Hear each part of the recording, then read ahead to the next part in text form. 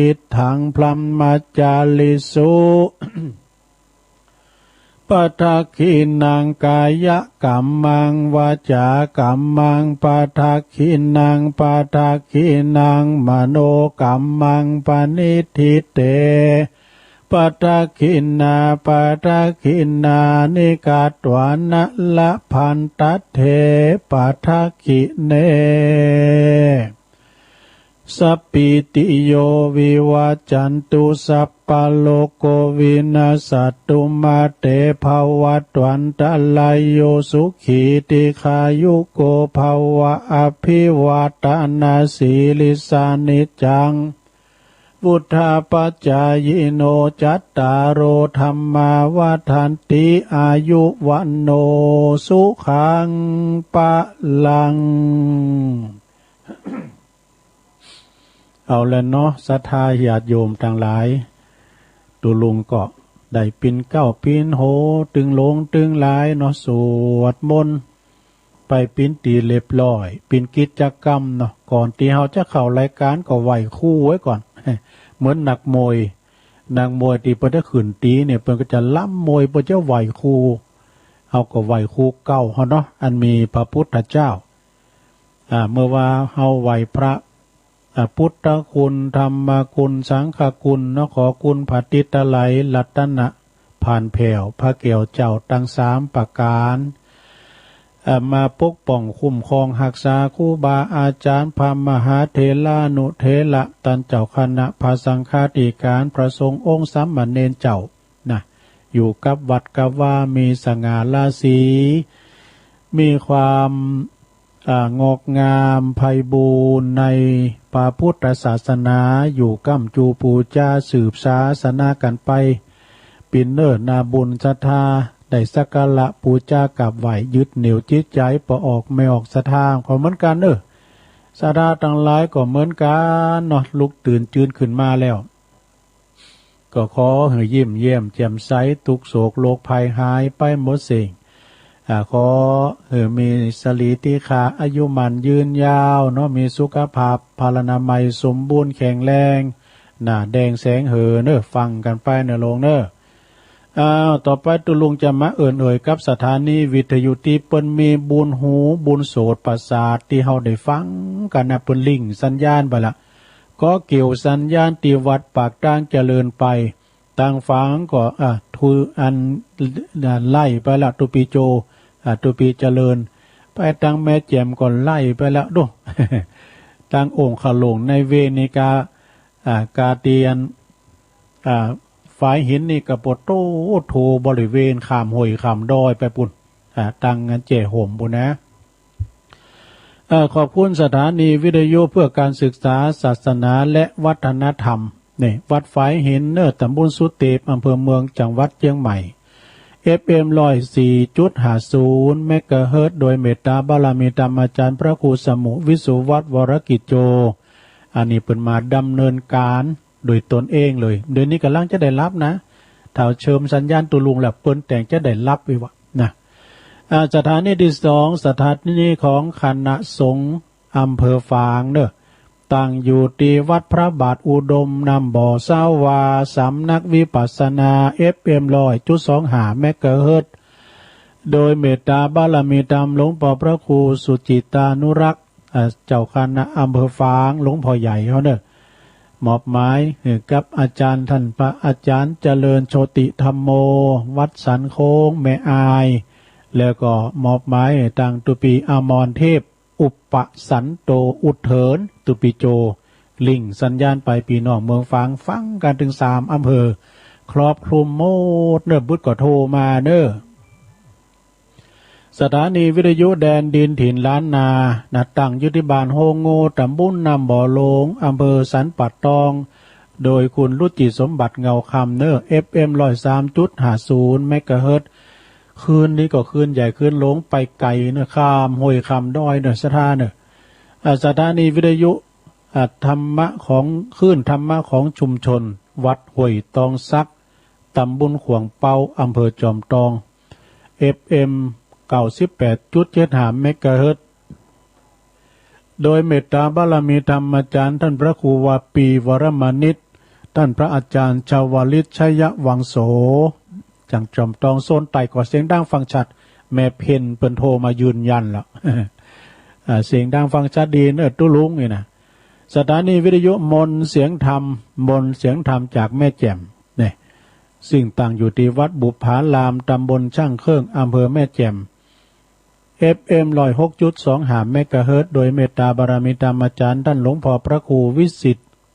พระครูมงคลวิสิทธิ์เนาะหลวงพ่อใหญ่เจ้าคณะอำเภอแม่แจ่มแล้วก็มอบหมายกับท่านพระปลัดอุทัยตึงสองอุทัยพระเจ้าหน้าที่เชิญสัญญาณไปสถานีวิทยุเน็กเนลเรดิโอ FM 96.75 เมกะเฮิรตซ์ตั้งอยู่ที่บ้านโจงตำบลทุ่งกวาวห้างหุ้นส่วนจำกัดอนุสรณ์เรดิโออยู่อำเภอเมืองปานจังหวัดลำปางเด้อสถานีวิทยุคนชุมชนคนเหนือเขื่อนนะตั้งอยู่ที่บ้านดงดำอำเภอฮอดจังหวัดเชียงใหม่ FM 90.75 เมกะเฮิรตซ์เด้อสถานีวิทยุเพื่อการศึกษาและพัฒนาอาชีพ R Radio Network FM 103.00 เมกะเฮิรตซ์เด้อก็ตั้งอยู่ที่อำเภอเมืองจังหวัดลำปางโดยคุณอนุพงษ์ตาจีนะสถานีสุดท้าย สถานีที่เก่าสถานีวิทยุ R Radio Network FM 99.50 มหาวิทยาลัยเทคโนโลยีและการจัดการกฟผ.แม่เมาะลำปางดูเก่าสถานีเนอสดาญาโยมต่างหลายที่เปิ้นมีบุญหูแก่หมู่เฮาต่างหลายนะ ได้ลิงสัญญาณไปพี่น้องก็ฟังกันไปแล้วก็รับกันไปว่ากันเนาะโอ้วันนี้ก็เป็นวันพระวันศีลตัวอ่ะสดาญาโยมต่างหลายแต่วันนี้เป็นวันเดือน10ปิงเนี่ยถ้าว่าใจอธิกรรมมาได้นะหลวงถ้าว่าใจเดือน12หนวันนี้จะเข้าวัดษาแล้วเนอะวันศีลวันนี้นะแต่ว่าอธิกรรมมานี่ว่าปีนี้มี13เดือนกว่านี่ แล้วก็เป็นว่าวันนี้นี่เป็นวันรองอยู่ศีลนาศีลปุญกะเดินนาปุญกะ24 25ปุณหลวงเด้อ เดินกรกฎายกยอดจากนี้ไปแถม1เดินเนาะแถม1เดินนะปิ้งนาปุณเด้อ10นาปุณ อันนั้นวันนี้ก็เป็นวันพระวันศีลก็เจิญปออกแบ่งออกศรัทธาญาโยมเขาวัดเขาว่าซาเขาจังหันกันเนาะตามว่าละโอกาสเวลาตีเฮาจะได้ไปซาเขาจังหันตานขันเข่ากันเนาะวันนี้ตุลุงนี่มีธรรมมาตีตัวนาธรรมันเต้นนี่นะแล้วก็มีนิทานเรื่องนี้เป็นนิทานชาดกให้ชื่อเรื่องว่าไอ้โจร500ดู โจรถึง500พินจะได้ได้เพื่อฟังมีคติเตือนใจไม่เกินเด้อนี่นะจากโจรกลายเป็นอรหันต์เนี่ยดอกก็เดี๋ยวลองฟังพอมีเกตเล็กเกตน้อยให้พี่น้องศรัทธาได้ฟังกันก็มันใจขึ้นชนะญาโยมเขาก็โทรมานะคุณเราคนแก่ก็โทรมาตัวเอ้ยเสียงป้อมออกเอาสังขารเอาอันสุขภาพไว้ก่อนเตอะไอ้ดูยังไอ้พ่องเอ เพิ่นก็มีความปิ้นโหงด้ะกินยาเนาะอ่ะ เต็มว่าในเสียงให้แล้วนี่กันนะเรียกวันนี้ก็มันเสียงมันยังแควนนี่กะแต่มันใจมันโหมได้คอยอดสาฟังบ่เนี่ยอาจารย์สดนี่มันโมนนะบุญหอโทหากันเนี่ยมันโมนเนาะฉะนั้นจะได้อย่าโยมตุลุงก็ความจริงต่างเทปไว้เหมือนกันนะเอาใส่แทนไว้แล้วตุลุงถาวัดเขาเลืองสักน้อยแล้วก็เอาเทปปล่อยไปกะแล้วก็ปลายมากก็จะตัดเขาเสียงสดแล้วก็ถ่ายอันเปิดสายกะแล้วก็จะมาด้วยเนาะอัธรสในการฟังเนี่ยเขาเป็นรายการหน้าหมูลูกอันไปมันหลอดกำอู่มันตึกกามดเฝ้าก็เปิดสายนี่ไหน เนาะจะนั่นญาติโยมก็อดสาฟังกันไปเนอะวันนี้ก็เป็นวันศีลอู่กันเหล่ากันปวดโตเป็นว่าคืนเฮานี่มันดังไปไกลได้พอขนาดดาวตกนี่หันกันหมดปวดโตจูดด้านหน้ากันมาน่ะย่ำแล้วหายเนาะคือแล้วก็ฟังท่านพระครูเขาเปิ้นอู่ก็อันนี้เป็นลักเนาะวิทยาศาสตร์นะดาราศาสตร์วิว่าดาวตกนี่ สมัยมันก่อนคุณเฒ่าก็ว่ากันแต่นะโอ้เทวดาบรรลุงมาเกิดแต่ไปตักเด้อจะไปตักจะไปตายได้จะไปเกิดเป็นสัตว์ตาลิสานอ่ะอย่าโอ้มานอนนั้นปุณานอนกลางตุงกลางหน้าสมัยเป็นน้อยนะดาวเนี่ยมันดึงตกมาตลอดดูนะมีเรื่องก่อนในฝุ่นดาวตกก็มีเนาะ อันนี้ก็คือว่าเปิ้นว่าเศษดาวเลยค่ะพ้องก็ว่าอุกาสะอุกากสะอุกาบาทสุมาเด้อ อุกาสะว่ะพ้องก็ว่าเนี่ยอุกาบาทโธ่กำมันตกใส่เฮิรนนี่มันแล้วหมดเลยเนาะพอมาถึงชั้นบรรยากาศอย่างได้หัวหน้าแล้วมันก็สลายมาดังบึ้งได้ยินด้วยวันนั้นน่ะถ้าตัดสวดมนต์จ้ะ อันนั่นก็อันนี้ก็เป็นปรากฏการณ์เนอะสถานเนอะก็หันแม่จันสูงไล่มือพอปิ้นภาพกระด่างนะเขียวหุ่มในสีฟ้าก็หาได้แจงบทว่าเขาพอยังทาดออกอ่ะพอยังทาดอ่ะนี่ก็ปรากฏการณ์เนี่ยยังมันออกมาเนี่ยมันดึงตื่นกันดูสถานเนาะมันดึงตื่นกันคูณเฮานี่นะมันตื่นไปตามกระแสไอ้ไข่มาดังมากำลุงพลมาลบเนี่ย เดี๋ยวนี้เป็นยังก็ปรากฏการดาวตกอย่างเนาะ ฉะนั้นญาติโยมทั้งหลายวันนี้ก็มาฟังกันไปจะเสียงแฮมไปพองก่อมปิ้นยังเด้อสดาเด้อ ประวัติตัวลุงก็แต่ว่าไปก่อมเจี๊ยบไข่เมยยังอ่ะเนาะหลง 2-3 วันเจ้าเนี่ย2-3 วันที่มานี่มันเสียงมันหายน่ะศรัทธาก็ว่ากินน้ำอุ่นน้ำห้อนซอยฝานน้าวหั่นใส่ตึ้งเปิกตึ้งอย่าเอาในมันออกเฮนะอันน้ำขาวตอกใส่กินเยะมาหมดกินมาหมดยังแควนมาเนี่ยเฮ้ย ยังแควนมาวันนี้ก็ถึงไหนก็ใจมันโหมเนาะที่จริงนี่ต่างทิพย์ไว้แล้วแต่มันเหมือนเสียงสดนะกะศรัทธาก็ฟังกันไปต่างอกต่างใจฟังกันไปคุณก็ฟังกันหนักกันหลายศรัทธาญาติโยมต่างหลายเนาะพี่น้องตั้งเมืองฝางก็ฟังกันหนักตั้งแม่เจียมตั้งองค์ขลงในเวงพดแผ่วหลายดอยนางแก้วดอยคุณตาลบุญนะตั้งหมู่ไก่นี่ก็ฟังส่งกระแสเสียงไปตั้งในตั้งงานเนี่ยตั้งห้องหาเขาแม่บุญเมืองเขาบุญหลายๆตีเนาะตั้งดงนิมิตนำดิบน้อยนี่ก็ส่งกระแสเสียงไปตั้งงานอาจารย์พิเชษฐ์ศิริพัทโทเนี่ยรองเจ้าคณะตำบุญดอกนะเปิ้นคืดเปิ้นสร้างแป้งวิหารแป้งหอทรงน้ำเนี่ยอาจารย์เจษดาตุปีเอ็มก็เนี่ยเอ็มซาวโอ้ดังนั้นดิบน้อยก็ฟังกันหลายนะก็มีตั้งปลงสลาวุธหานขว้างนี่ปลงเนาะปลงแหวงและผู้ช่วยกำมลปีนานมนนี่มันก่อนนี้เดี๋ยวหุ่มก็อยู่นะปีนานมนนี่นะก่อนนี้เปิ้นปิ้นตูเจ้ายังได้หุ่มก็อยู่แต่เปิ้นบวชแล้วมาเป็นเนนเนาะเห็นจบมาบวชต้องวาดเปิ้นวาดเหมือนน่ะวาดครูบาก็วาดเนี่ยบวชนักวาดดอกก่อนเปิ้นปิ้นลูกศิษย์ของตุปีขุดโดอยู่ประหกฟ้าพุ่นพี่นั้นน่ะ อันเดี๋ยวนี้เปิ้นปิ้นผู้ช่วยอบต.สวนซักนันพันนัดเขาก็ดีแม่สวยไล่เขาปอเล่งซ้ายก็เนี่ยน้องพี่นั้นถนอมเขานี่นี่ก็ปิ้นปลามวัดปิ้นโคศกประจำหมู่บ้านพี่นั้นน้อมน่ะพี่นั้นซักในปิ้นจานดอกการทำในตระกูลการทำอยู่ตั้งเก้าหากเปิ้นเต้ๆเนี่ยอยู่ตั้งน้องเงือกไปก็หาเนาะการทำนี่นะการเตดการทำเนี่ย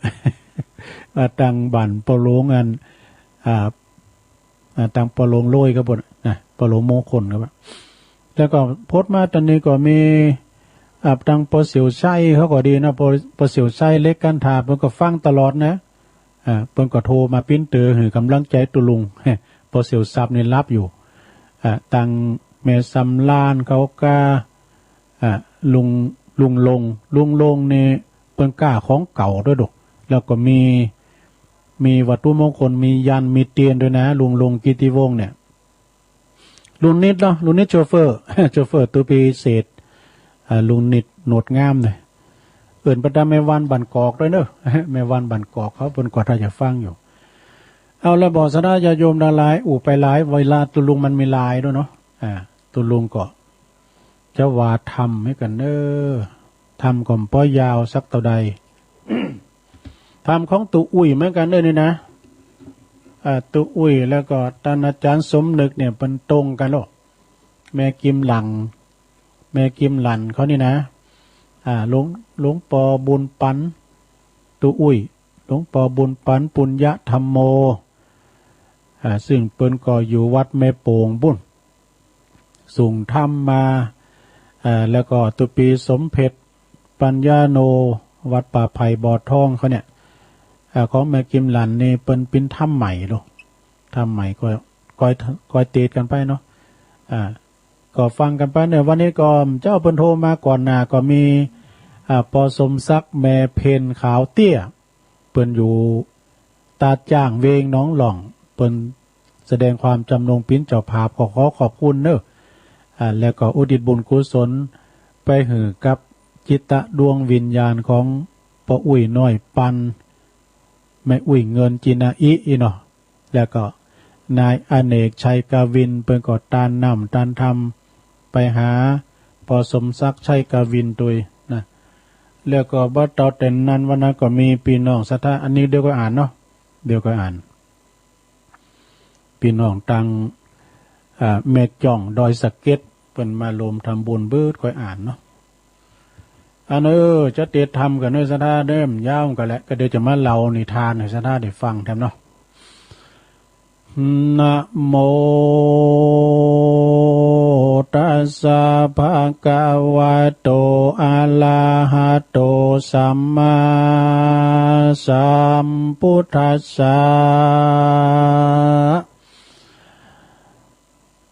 นินันนังปวัตติเอวัมเมวะอิโตทินังเปตานังอุปกปติติสัทธโวดุลาสัพปุริสะทั้งหลายทั้งหญิงใจหนุ่มเทาอันมีศรัทธาเก้าเป็นประธานต่างมีใจบานชื่นจอยมักไฟหอยต่างบุญตานุนบ่ขาดบ่ประมาทลาสาบาทนี้นาไม่มีคุณพ่อสมศักดิ์แม่เพนข่าวเตียพร้อมกับศรัทธาญาติโยมทุกคืนทุกสถานีก็ปากันมาเป็นเก้าเป็นประธานตั้งสายวงวานพี่น้องมิตรเกี่ยวป้องสาหายคำมิใจไฟฟังธรรมพระสัทธาจึงนำบุพาดวงดอกตั้งเข้าตอกเทียนไฟจันตุปัจจัยหลายเยื่องอันเป็นเครื่องบริวารมาถวายทานย่อยื่นโดยใจชื่นยินดีแม้นอานิสงส์มีภาเสดใดไปบังเกิดมีมาขอยกมือสาส่งยุอุทิศบุญไปหาผู้อันจุติตายมรณากาชีวิตขาดเสียตนก็ขอกุศลเยื่องนี้ไปลอดตีดังหมายแก่ผู้ตายแด่เตสอันนิจจวัฏสังขาราอันละว่าสังขารตั้งหลายนี้นะบอดเตียงรู้ความเงียงไปมาสัพเพสัตตามวลหมู่อันเกิดมาสู่ในโลกย่อมอาโภคแผ่พันมีอันนันหลายและมีจุแง่สถานการกำปาบานจองหอยย่อมกากาดก้อยเป็นผีบ่มีไปนีพ้นจากทางกลาภาควัมวายแม้นมีสัมปติหลายมากกว้างเป็นเจ้าจ้างกษัตริย์ตาเลือคนอนาถายากไร ก็ ก็บ่อาจได้เว้นได้ต่างตายต้านต่างหลายมวลหมู่อันนั่งหรือว่านอนอยู่ฟังธรรมนะจงดาจำเมียดมันกากึศที่สั้นเติงสร้างขานจักป่าเฮือการจักป่าเป็นการบอกเล่าเตือนตัวเก่ายามวานนะการเน่งหันบ่เหือดเกิดถึงการเกิดเป็นหมายว่าเกิดแก่เจ็บตายด้วยมาลูกปิจารณาดังนี้หากแม่นที่กองตำอาการว่ากรรมมานำมาลอดก็จักมวยมอดเป็นผีหรือว่าพยาธิมีป่วยใครก็บ่อาจเว้นใดต่างตายใจบ่วุ่นวายหน่วงคอนนะบ่ลุ่มล้อนมองผ่านหรือสายวงวานพี่น้องคนเกี่ยวข้องกับเรากันว่ากรรมปามาลอดคันว่ากรรมมาปาเอามาลอดก็ได้มวยมอดมอลานนาก็ว่าบ่ตุกหาเอาไม่ย้อนว่าเรานี่ได้ขวาดลูกกันนิ่งอยู่เป็นไม้เดิมเกิดแก่เจ็บตายปาดภาคบ่พ้นจากโลกีผู้ใดมีดังนี้นักปราชญ์เก่าจี้ใครจะว่าผู้นั้นนาภาเสดป่าฮือเกิดสวัสดีและนาตัสสมาสาทโวเหตุนั้นใส่คนน้อยใหญ่ยิ่งใจจุงการเองหมายรู้ลอดถึงความตายมวยมอดมีมากันว่าตัวเล่าลามวยมากจากโลกกว้างเมืองคนจักมีสั่งติดตนไปนาจักต่ำจ้าเครื่องขี่ หรือว่าสวัสดีนั้นเราปาพุทธเจ้าหากเตสันนาว่ากรรมมังสัตเตวิปัสสติหินปันนิตายาดังนี้กันว่าใครเก่าจี้ขียาว่ากรรมนานามวลมากย่อมจากลากสัตตาอันนาตามกรรมอันใดกาตมมานั่นโสดกาตมกรรมโหดอันร้ายบาปตอบสายปาเมเฮใดเครื่องขี้เอาไม่ส่วนว่ากาตำดีไว้น้อยมากน้อย บุญจองหอยติดวันใดสุขคืนวันค่ำเจ้าดังนี้แลนาบัดนี้ต้านตั้งลายหนุ่มเท่าเมสาตาเก้าเป็นปาตานเมใจบานชื่นจอยบอลลาถอยกองดีการนิ่งมีกึดลอดถึงคนม้วยมอดตายไปถึงจักหลักกันเพียงใดนั้นใส ก็เอื้อเฟื้อกันบ่ได้นานำมิแต่กาตำกรรมตังบุญเหือตานุนหยาดน้ำอุติสะพร่ำไปหายังผู้มอลานนามวยม้างจากโลกกว้างเมืองโกนบุญกุศลส่งอยู่เฮอได้อยู่สวัสดีก็มีด้วยประการดังกล่าวมานี่แหละนานิติตังขียาสังวันนาวิเศษจาห้องเหตุการทำบุญศพก็บางโกมสมเรศเดชแล้วเท่านี้ก่อนแลสาธุสาธุสาธุทำกล่อมลงที่จริงก็จะยาวเรื่องนี้อยู่ตุลุงก็ลบลัดตัดตอนให้หน่อยหนึ่งนี่นะ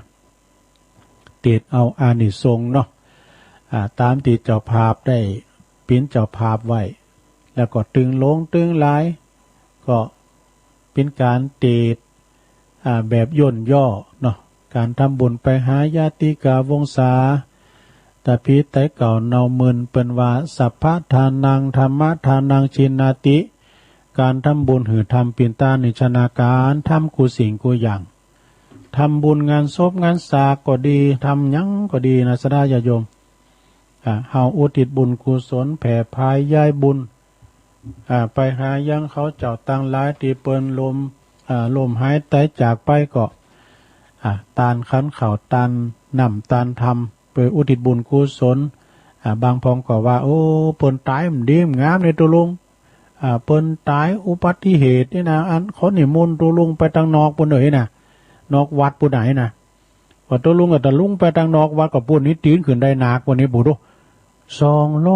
265ขั้นตัวลุงก็เตี้ยวนะว่าก็เตี้ยวก็สุดถึงปุ่นสักคำเลยแต่เหลือสัก20กว่า4หรือว่า30นี่จ้ะแต่ลุงไปถึงตีนขึ้นได้หนักก่อนละอ่อนเนี่ยโลดีไอเขาว่ายขึ้นมาเตี้ยวขึ้นมาก็ปอการเนาะอันนี้ก็จากการที่ว่าจะไปตานน้ำตานขันเข่าขันน้ำเนี่ยครูบาอาจารย์เปิ้นบอกเป้จะบอกตานตีนไหนก็ได้ตานในวัดก็ได้หมดศรัทธาญาติโยมเนาะตานแล้วก็ถ้าว่าตานตังนอกนี่ตอนเตก็มันบัสโดกนะสำเตก็ไก่ถนุนก้ามจังไก่นะเกิดอันตรายว่าผีมันเข้าวัดรู้เยาวัมเข้าสมัยข้างพุทธกาลเนาะสมัยพระพุทธเจ้าแล้วตุเจ้าเปิ้นมาเข้าโบสถ์กันน่ะเปิ้นมาเข้าโบสถ์เปิ้นมาลุงโบสถ์น่ะเปิ้นกำลังสวดปฏิโมกข์ได้ย่างกลางคันน่ะย่างยื้อตัวลุงผีเข้าตุผีเข้าตุว่าได้ย่างกลางคันโดนน่ะผีมันมีไปหมดพอได้ทำหรอว่ากำไดฟังท่านพระครูปัญญาสังฆการเปิ้นเตธรรมมาในสงโบสถ์ผีปอเพดปอเปิ้นน่ะไปเสาะหาลูกด้วยปิ่นตุเข้าไปในวัดในวาศาลาโรงโบสถ์วิหารไปเสาะหาลูกตัวนี่เพราะยังเข้าได้เนาะว่าไปบอกเขาว่าท่านเจ้าบ่เดี๋ยวนี้ปอโยมปอซึ่งปิ่นปอของตูลูกเนี่ยตายไปแล้วเนยมาขอส่วนบุญกับลูกตูหน่อยร้อนน่ะตูลูกเปิ้นก็เลยไปบิณฑบาตลุงมาเมื่อเจ้าไปบิณฑบาตได้ข่าวมาเนาะแปลงเป็นโกเข่าไปตานครูบาเนาะอุทิศบุญกุศลหยาดน้ำไปหาโยมปอที่พินเพจก็ปูนไปเนาะจากนั้นก็ตานได้หมดละเนอศรัทธาเนอตานได้หมดการวัดตานนี่นะตานในวัดนอกวัดตานในบ้านในจองตานเข่ากุกเข่ากลางเฮิรนในได้หมดเนาะศรัทธาญาโยมนะแล้วนั่นก็จะไปลืมกันการตาน ไปลำคาญเสียงตุลุงเดินมันก็จะแหบแห่งไปพองเนาะเป็นธรรมดายังก้มต่างอยู่ปิ้นนิจจังแหละปิ้นอนิจจังทั้งนั้นปิ้นอนิจจังทั้งนั้นนะสดาญาโยมทั้งหลายเสียงกับไอกับแอมไปพองกับสุมาเนอตุลุงกับลังฟืนมาใหม่เพราะว่ามันจะปิ้นจังได้แต่ว่าเมื่อมไข่นะเสียงพี่เกี่ยวกับกล่องเสียงพี่นะเนาะเกี่ยวกับกล่องเสียงแล้วก็อย่างปีนั้น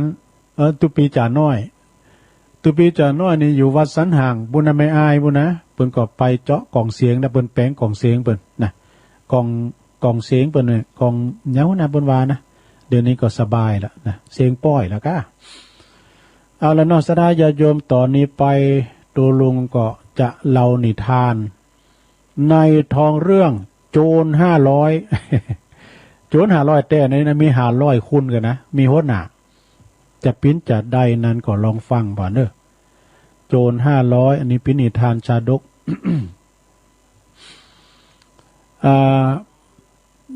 อีกเรื่องหนึ่งนะเปิ่นเขียนไว้นะเนาะปิ้นนิทานเก่ามันหนังสือก็เก่านะแกเหมือนกันนะปิ้นเรื่องที่คุณที่บ่มีศีลนะแต่ก็ทำตนทำเป็นคุณที่มีศีลใดนะเอาว่าโจร500เนี่ยเป็นคุณที่มีศีลไปจีไปป่นไปฆ่าเปิ้นผลสุดท้ายมาก็เป็นคุณที่มีศีลแต่ปิ้นจะได้ลองฟังพอเหมือนกับโจร500เนาะมีโจร500อาทิเตกีละดังได้ยินมาว่าในอดีตการนะครั้งศาสนาดูไม่ใช่ศาสนาของเฮาพระพุทธเจ้าเฮาเดียวนี้ด้วยนะศาสนาของพระพุทธเจ้าพระพุทธกัสสปะนะพระเจ้ากัสสปะแล้วสมัยนั้นก็ยังมีโจรอยู่500 คุณแต่เนอะนี่นะ ตินตุลากันด้านเนี่ยก็ไปแอลป่นไปชกชิงวิงลาวไปป่นไปจี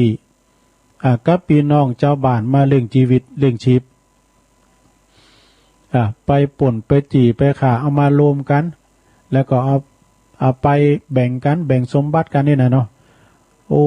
คุณตังหลายก็ปากันพี่น้องเจ้าบ้านก็ปากันหวาดผวาเนาะเกี่ยวกับโจร500นี่นะหมู่ตั้งบ้านที่เป็นอยู่โดดเดี่ยวนี่ก็มันเข้าป่นสะดมอามดมีหมูเอาหมูมีหยังเอาไปหมดเนี่ยพอมันมาถึง500ก่อนดูอันจะกรรมว่าโจรกับขโมยเนี่ยมันเป็นปีกับนอก ไปลักไปจกไปป่นไปจีไปข่ากันปันปุ่นนี่นะแล้วทีนี้ก็คุณตังหลายเป็นอันมากก็มีความเดือดร้อนกับโจรหมดนี่นะเขาพนึกกำลังกันกะเจ้าบ้านเจ้าจองเนี่ยหมู่ตั้งหนุ่มกำลำชักกันเนี่ยพนึกกำลังกันขึ้นมาจะไปปราบโจรว่ะดูโอ้เจ้าบ้านเปิ้นมีความร่วมมือกันมีผ้ากำผ้ามีมีดกำมีดเนาะปากันจะไปปราบโจรปะดินไหนจะขายให้หือตายวะคันปะดินไหนจะขาเสียให้ตายนะโจร500นี่นะ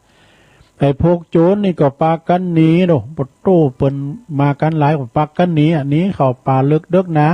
เข้าแพเข้าป่าไปนะไปเข้าแพเข้าป่าเอกังพิคุงทิสวานี่อันนี้เป็นภาษาบาลีเนาะสราเนาะนะก็ไปปะใส่ตุเจ้าหรือว่าภิกขุตนหนึ่งอยู่ในป่าพุ่นโอ้ไปปะพระคุณเจ้าโจรตั้งหลายเอาก็มีการไปข่าฟันบันแต้งปีน้องเจ้าบ้านบ่เดี๋ยวนี้โจรโตแล้วพอดีไปปะใส่สวาตุเจ้าโดยความโกรธตายเนี่ยไปกราบสวาตุเจ้าไปนมัสการวิ่งวอนว่าพันเตข้าแด่พระผู้เป็นเจ้าผู้เจริญตันจุงปิ้นตีปึงแก่ข้าพระเจ้าตั้งหลายโดยเถิดนี่ก็ตุเจ้าตุนเดียวแต่ปิ้นตีปึงของโจร500ได้จะได้เนาะ ลองฟังตอนต่อไปภิกษุนั้นก็จึงพึงถามว่าดูก่อนอุบาสกทั้งปวงตันทั้งปวงเนี่ยมีความเดือดร้อนอันใดถึงมาปะอาตมาที่นี่นะเพราะว่าอาตมานี่บำเพ็ญพจน์มาปักกดมาปั่มเป้งปะละมีธรรมที่ในป่าลึกเดึกหนาเนี่ยเจ้าตั้งหลายเนี่ยมีความเดือดร้อนอันใดถึงมาจะมาขอปึงข้าพเจ้าจะมาขอปึงอาตมาดอก พระภิกษุทางโจรทั้งหลายก็ว่าอันข้าพระเจ้าเขาที่นี่นะถึงเนี่ยมันจะเป็นคุณดีนะเป็นโจรทั้งนั้นเลยนะบัดเดี๋ยวนี้เจ้าบ้านเจ้าจองนี่เพิ่นจะมาแก่แค้นเพิ่นจะมาปราบนี่นะขอพระคุณเจ้าปิ้นติปึงต่อยเตอนะสาธุเจ้าเพิ่นก็นี่แหละนะดูก่อนทางอุบาสกทั้งปวงทั้งหลายนี่แหละนะก็มีหยังก็มีศีลเนี่ยก็จะเอาหืออันพวกสู้เจ้าทั้งหลายนะพระคุณเจ้าก็บอกว่าสิ่งที่ประเสริฐที่สุดทั้งโลกนี้และโลกหน้าก็คือศีลปากันหักษาศีลเด้อนะโจรทั้งหลายก็ปากันยินดีปรีดาละรวมจิตรวมใจหับศีลหากับสวาตุเจ้านะกับพระธุดงค์กับภิกขุตัวเนี้ยประกอบปันศีลปันยังไปหาข้อแล้วต่อจากนั้นตั้งโจร500ก็ออกจากที่หันไปหนีเข้าป่าเข้าเถินไปติ๊กพอดีเจ้าบ้านไปกดตามมาทันโอ้เจ้าบ้านก็ตัวมาปะแต่ก็ปากันฆ่าโจรตั้งหลายตายสิหมดดู เจ้าบ้านก็เนเหมือนกันได้ก็ปากันฆ่าโจร500ตายไปหมดสีเลนะสุขติงก็โดยผลตีโจรตั้งหลายน่ะได้หักษาศีลได้หับศีลจากพระคุณเจ้าหักษาศีลข้างนั้นก็ทำการกิริยาปากันตายไปหมดภาวะตายไปแล้วก็ไปบังเกิดในเมืองสวรรค์ว่าจันดาวดึงหรือวัตาวติงสาอยู่ตีวิมานมีวิมานทองอันโสภาเนอะแล้วก็มีนางฟ้าปินปั้นเนี่ยปินบริวารเสวยสุขอยู่ในเทวสถาน นานสินพุทธันดรหนึ่งดูอยู่บนสวรรค์เนี่ยเสียงไปพุทธันดรหนึ่งนะครั้นถึงศาสนาของพระพุทธเจ้าของเฮานี่นะโจรหมุนนั้นก็เสียงบุญจากเทวดาบุญสงสวรรค์แล้วปาการจุติลงมาบังเกิดในเมืองเกวัตคามนะแล้วก็มาเป็นนายพรานเบ็ดเกิดมาเป็นนายพรานเบ็ดตึง500ตระกูลพรานเบ็ดก็ไปเสาะเป็นพรานป่าเนี่ยกันเนาะไปเสาะลาหาปลาไปลากโอนก้าเนี่ยไปตอดแหก้า ไปซักสุ่มก้าเนาะมีอันซับปะแล้วก็อยู่ไกลประตูเมืองสาวัตถีด้วยวะตระกูลนี่นะไปจุติไปเกิดอยู่ที่บ้านเกวัตคามอยู่ไกลประตูเมืองสาวัตถีเอกาทิวสังยะเมอยู่หันวันหนึ่งเนอะนายพรานเบ็ดทั้งหลายนี่ก็ปากันแอวไปตีโอนไปลากโอนที่แม่น้ำจีรวดีปากันไปลากโอนไปลากเขาแล้วค่ะไปป้าใส่ปลาตัวหนึ่งมีสีทองอันนี้ปลาเงินปลาทองเหมาะขนาดด้วยเอาไปแหมเนอะเอาไปแป้งปลาเล่งเอาแป้งปลาสวยงามเลยเนาะ จึงปากันพร้อมใจกันยกใส่ตีเฮอแล้วก็แบกเฮอนะขึ้นใส่เฮอแล้วก็เอาไปแล้วก็ซอยเฮอเรียบร้อยก็เอาปลาทองนั้นจะเอาไปถวายพญาปเสนาธิโกศลเอาไปตึงเฮอเอาไปตึงปายกไปถวายให้กับพญาเจ้าเมืองปเสนาธิโกศลพญาปเสนาธิโกศลต้องเอาลุงเอาปลาทองเนี่ยมันงามล่ำงามเหลือไปเขาจะเอาไปปุ่นติยังเชตวันจะเอาไปถวายพระพุทธเจ้าเนี่ยปลาทองนี่นะความว่าปลาทองตัวนี้มีกลิ่นปากขึ้นเหม็นฟุ้งไปในพระเจตวันมันงามบ่ได้เฮ้ยปากมันเหม็นนี่นะเพราะเหตุฉะนั้นพญาปเสนาธิโกศลเปิ้นก็จึงถามซึ่งบุพกรรมแห่งปลาทอง2ประการว่าพันเตข้าแด่พระพุทธเจ้าข้าแด่พระศาสดาจารย์ปลาต้นนี้กระทำกรรมอย่างใดจ๊ะจึงมีตัวงามผ่องใสปิ่นสีทองแต่มีกลิ่นปากอันเหม็นทำมังเทวเสนโตเมื่อนั้นพระพุทธเจ้าทรงตรัสเทศนาซึ่งบุพกรรมแห่งป่าวะจึงมีพระพุทธดีกาวาดูก่อนมหาลาชดูก่อนมหาบพิษพาราชสมภารปาตัวนี้ครั้งศาสนาพระเจ้ากัสสปะเปิ้นจัดนั้นเปิ้นเกิดปิ้นแล้วก็ปิ้นตุเจ้านี่นะปิ้นสวาตุเจ้าพระหูสูตรมีชื่อว่ากัปปิละภิกขุนี่พระกัปปิละนี่นะพระกัปปิละนี่เปิ้นอุดมสมบูรณ์โดยลาภสักการะมากมายเนาะลาภสักการะคือหมายความว่าเปิ้นอยู่ที่ถิ่นเดียวว่าชุมชนนะบึดคนหนึ่งก็ปุนิมนต์ไปคืนเฮิรนใหม่บึดต้นหนึ่งก็ไปนิมนต์ผ่านบึดก็ญาติโยมตอนนั้นมาไอ้กะมากโดยลาภสักการะนะมีเงินมีทองนะแล้วก็ขึ้นมีปากอันกล้าก็คือเอวไปด่าครูบาอาจารย์ด่าพระสงฆ์องค์เจ้าหมดว่ะกัปปิละภิกขุนี่นะปากกล้าปากมานะสาหาวไปด่าท่อครูบาอาจารย์ที่เป็นมหาเถระด่าพระสงฆ์องค์สมณเณรที่เปิ้นบ้านนับถือถอยคำแห่งตนคำว่ากูสั่งสอนสู้แล้วสู้ยังตามเนี่ยเนาะไปเดือดไปด่าเปิ้นนี่กะแล้วก็ทำพระพุทธศาสนาหือเสริมลงไปว่าโดยความปฏิบัติอันผิดอีหลก็คือปฏิบัติอันผิดทำเตยก่อนเดรัจฉานวิชาฟองเอาใบมะขามป่อมมาเป่าออกมาเป็นเห็ดหอบ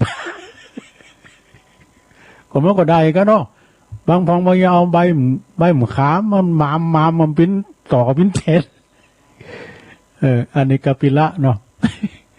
เอาใบมะขามป่อมมาเกี่ยวผัวมาในเป็นเห็ดหอบ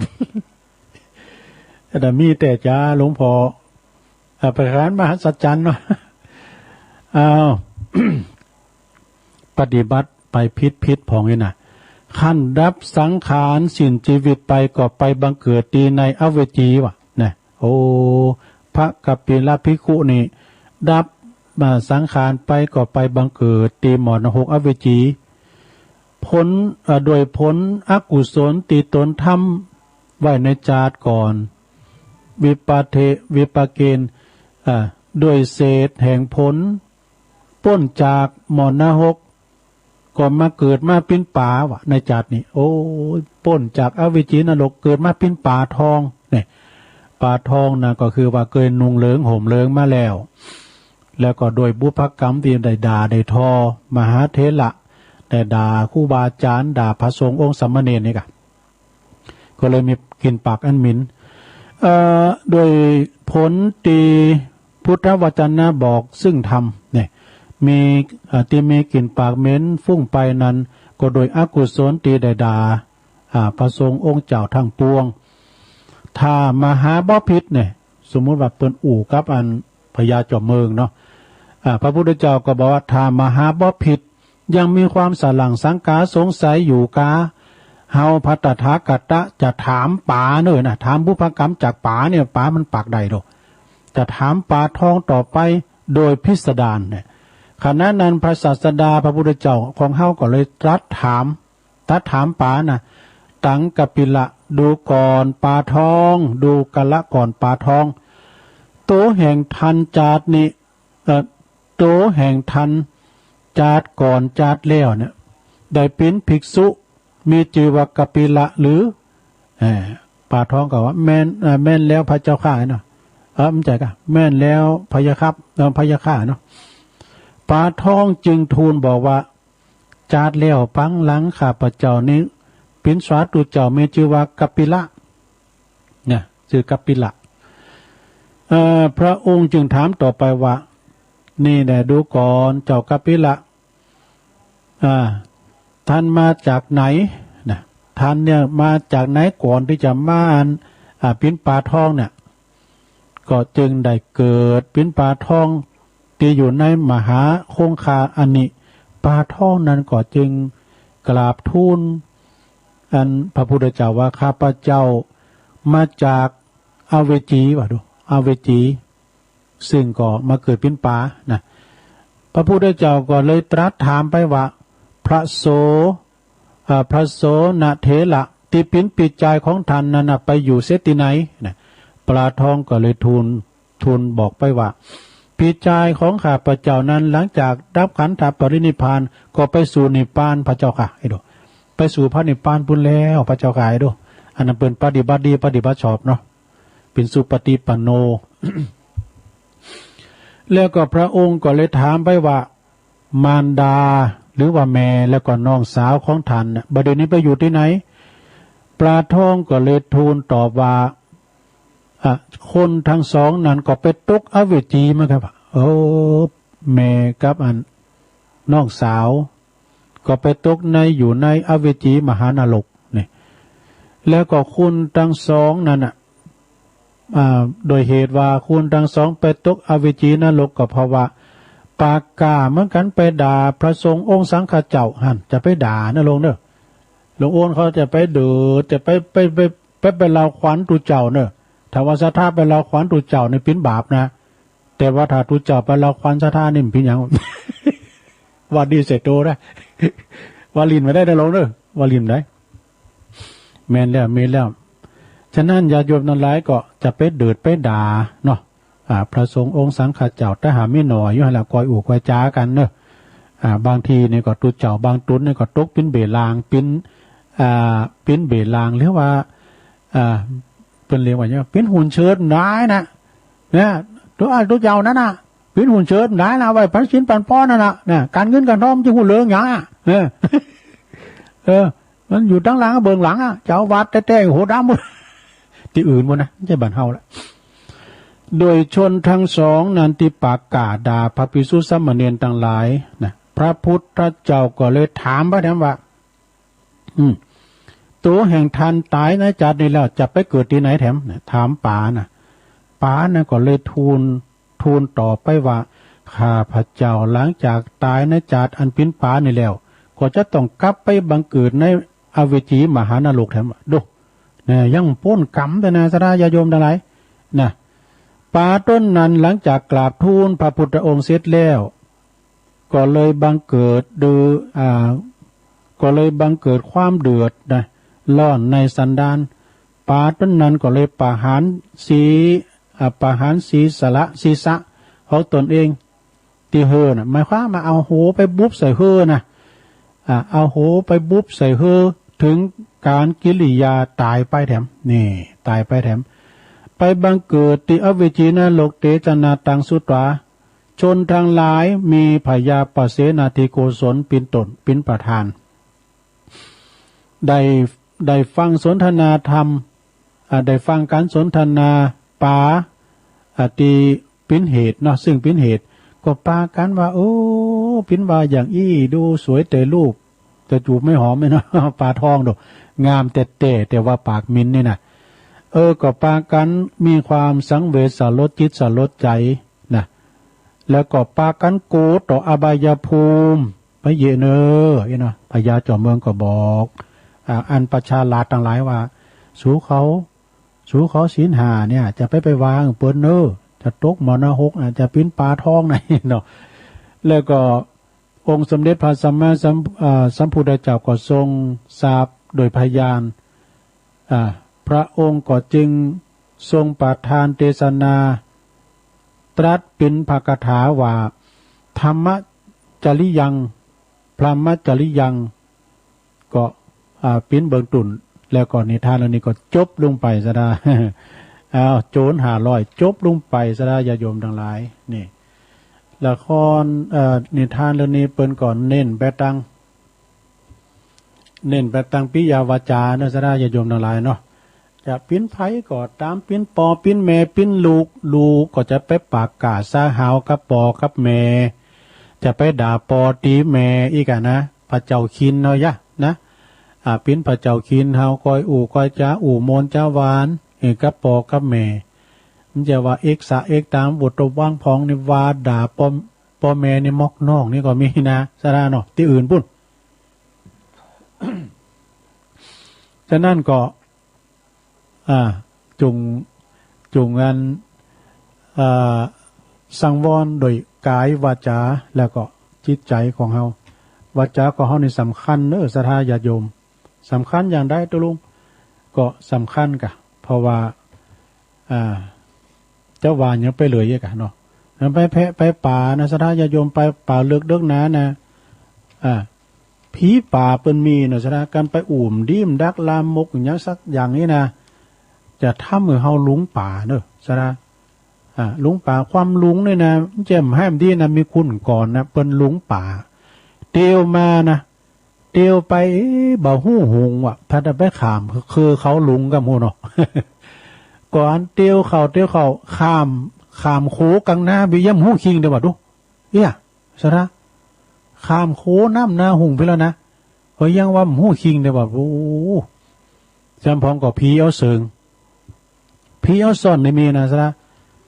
ก็ว่าพีเอาซ่อนในอย่างลุงดีเมื่อลับโครอันนี้ตอนนั้นพี่ไตแม่เนี่ยเราฟังว่าเปิ้นไปแพะไปป่าให้กับก่อนนี่มันป่าเลือกเด็กนาดูไปป่าไปจะฮื้อหมดเนาะผีเอาเสืองได้2 วัน 2 คืนว่ะซะนะเปิ้นก่อนนี่มันจะมีอย่างนั้นจะมีเครื่องขยายนี่เอากล้องยืมกล้องวัดไปแห่เอาไปห้องลุงดีโอ้ยนะเป็นว่าลุงดีกว่าหันว่ะเปิ้นมาห้องกันนะแล้วเปิ้นหันลุงดีว่ะผีเอาสอนดูหันน่ะโอ้หันสูหมดแล้วไอ้นี่แต่มันปากบ่ได้ว่ะเปิ้นถ้าปิดปากเนาะมันอื่นบ่ได้ปากบ่ได้นะนี่ แล้วก็กินข้าวแดงว่ะผีเอาเล่งด้วย กูเตยเขาเล่งผีเดี๋ยวนี้ผีเล่งครับเนาะกินข้าวแดงว่ะสระญาติโยมทั้งหลายไปป่าจะกินข้าวกินน้ำข้าวตอนไปเฝ้าเอาข้าวปากเด้อใส่ข้าวเจ้าตีก่อนนะสระตุลุงลืมได้เนาะกลับไปกินข้าวนอกสถานตีมจะตีเปิ้นเล่งเพลนนะอย่างสมมติว่าไปแห่ยอดชัดก็ดีไปแห่จอฟ้าก็ดีเปิ้น นิมนต์ฉันตามหิมกลางตากลางต่างกับศาลากันน่ะใส่ขอจี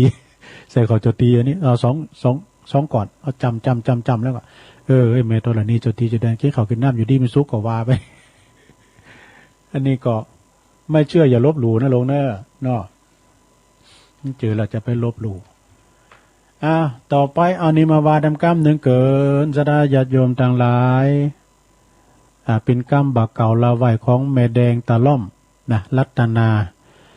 เป็นกรรมบากเก่าของปอคูอำนวยกับลำพัดเนอะกรรมบากเก่าละไหวเปิ้นว่าอยู่หือเปิ้นอะไรไปหือเปิ้นกึดเติงหาเนี่ยอันนี้เป็นแต่กับไปล่ามาไหวเนอะนี่นะอยู่หือเปิ้นอะไรก็คือหมายความว่าอยู่หือเขาอะไรเขาจะไปตีนไหนก็ดีหือเขาคิดถึงอีน่ะหือเขาคิดถึงเป็นความหมายสอนหือเป็นคุณดีนะเป็นคุณดีคุณเป็นคุณที่มีน้ำใจแก่เปิ้นบานทำโตเป็นประโยชน์แก่ต่อสังคมและครอบครัวเนี่ยสัมพองก็ไปอยู่ไปนอนบานเปิ้นและลูกหล่าลูกควายนี่มันไปไหวเท่าใดเนาะลูกมาตื่นเจ้าขึ้นมานะก็ตัวกับปฏิบัติปัดโปกวาดกลางโคงบ้านเนาะเปิ้นว่าอย่าบ้านท่านอย่านิ่งดูดายเลี้ยงงัวเลี้ยงปั้นงัวปั้นควายให้ลูกท่านเล่นเนาะเอาเตือนในบทตู้เปิ้นปดตื่นกันขึ้นมาแล้วแต่ตัวเก่าตื่นเนี่ยเนาะมีหันตื่นนะปิ้นตูเจ้าเนี่ยนะ เขาก็ล่ำไปเนาะเปิ้นไปนอนในวิหารเนี่ยรู้เจ้าต่างด้วยแขกกับคันตุก้าตุลุงเปิ้นไปนอนในวิหารเมื่อคืนเนี่ยเนาะเปิ้นก็พระเนนเขาเปิ้นก็จัดให้นอนในวิหารต้งพวกเจ้ามากาเนาะเปิ้นก็ไปเปิดไฟกันตูเจ้าตั้งหลายพระเนนอะไรก็มาสวดมนต์เปิดไฟก็ย่ำตื่นแล้วว่ะ เปิ้นสวดมนต์ยังตูเจ้าตูปอนี่ก็รับดีแต่สวดมนต์กันยังว่ะสะดุ้งตื่นปวดแจงลึกนี่ปวดฟังบทสวดในกล่องวิหารลงตื่นพลาตดิดลูกมาเนี่ยเดินลงไปขันตารางว่ะล่ำเหลือไปเนี่ยห้องกันกันแล้ว ก็โตรับลึกนี่เนาะเนี่ยนายชะตาญาติโยมทั้งหลายอยู่หือเปิ้นอะไรแล้วก็ถ้าจะไปก็หือเปิ้นไข่ตึงหาเด้อสถาเด้อแล้วก็มีแถมอย่างหนึ่งสถาเนาะ โอ้ได้มาอีกก็เป็นดีก็สถาญาติโยมทั้งหลายตุลุงก็การออมเสียงมานำแรงบื้อก็ยังจะมาปะกันอยู่เด้อเนาะการเสียงมันบ่อีนะบื้อก็บ่าย3 โมงก็มาปะอยู่วันนี้ได้เฝ้าสถานีเด้อวันนี้นะตุลุงได้ไปไหนพระอาจารย์เพิ่นจะไปหลากศพเพิ่นจะไปอาราธนาศพปูนที่วัดหงเปานะคันเดียวตุลุงจะได้ประกาศให้เพิ่นนิดหน่อยนึงนะงานวันนี้เนื้อสระญาโยมนะวันนี้ก็เปิ้นจะมีการอาราธนาสรีระลางอะไรดวงวิญญาณของครูบาตื่อนะอดีตเจ้าอาวาสวัดขวงเปาตำบลขวงเปาอำเภอจอมทองเนี่ยเปิ้นจะได้อาราธนาไปสู่ตีปราสาทนกหัสดีลิงแต่ว่าอันนี้เปิ้นจะพระราชทานเนอะเปิ้นก็จะมีการทำบุญประชุมเพลิงศพนี่นะมันมีหลายอย่างโดยสดาญาโยมนะถ้าว่าพระราชทานนี่เป็นงานใหญ่นะงานโลงนะอดโรพิธีขั้นตอนหนักสดาญาโยมถ้าประชุมเพลิงศพนี่อันนั้นนี่ฮะเว้ยกะนะประชุมเพลิงศพนี่นะอันนั้นนี่จะเว้ยอยู่ตัวลุงจดไว้แล้วนะมีไหนนะก็เดียวกันได้จดไว้แล้วอย่างดีเนี่ยไม่ขี้ลืมไม่ ก็เป็นอย่างนอกก็เดียวกันประกาศก็ได้แล้วก็สดาญาติโยมอันตัวลุงก็ซ้อหาไม่เจอเลยมันเนี่ยมันคุณเถ่าได้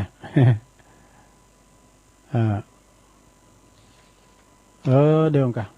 เดี๋ยวประกาศอันนี้ก่อนประกาศไล่จือนี่มีลายหนึ่งเนาะคือเปิ้นนั้น เปิ้นมาจากพี่น้องแม่จองเนื้อบ้านของท่านหลวงพ่อหลวงพ่อมานิถาวโรว่าแม่ลำดวนสุมาณะเนอะแม่ลำดวนนี่เปิ้นก็ฟังเดี๋ยวได้ฟังค่ะเนี่ยอีแม่ก็ฟังกุดตนกุองตัวลุงไอ้น่ะวันนั้นเพิ่นมา4-5 คนเอารถเก๋งมาน่ะนะก็มีแม่ลำคุณแม่ลำดวนสุมาณะบ้านแม่จองแล้วก็คุณแม่ศรีพันธ์ตากองแก้วให้กันเนาะแม่อัมพายิ่งเจริญอันนี้เป็นอยู่บ้านแม่จองแล้วก็มีแม่จินดาขาวผ่องอันนี้เปิ้นอยู่บ้านป่าซักงาป่าซักหลงดอยสะเก็ดปุ่นนะโรมตามบุญเนาะขอบคุณเนอะขอบคุณแล้วก็เปิ้นไปหลายตีเปิ้นไปแถววัดหลงหลับปูนแล้วไปวัดพระครูอภิวัฒนวิกรมเนาะปักตั้งเจริญแล้วก็โหลดขึ้นมาบุญดอยแล้วก็จะโหลดไปวัดพระธาตุเจ้าสลีจอมตองอยู่กัน แล้วก็มีแม่สุนีกองบุญ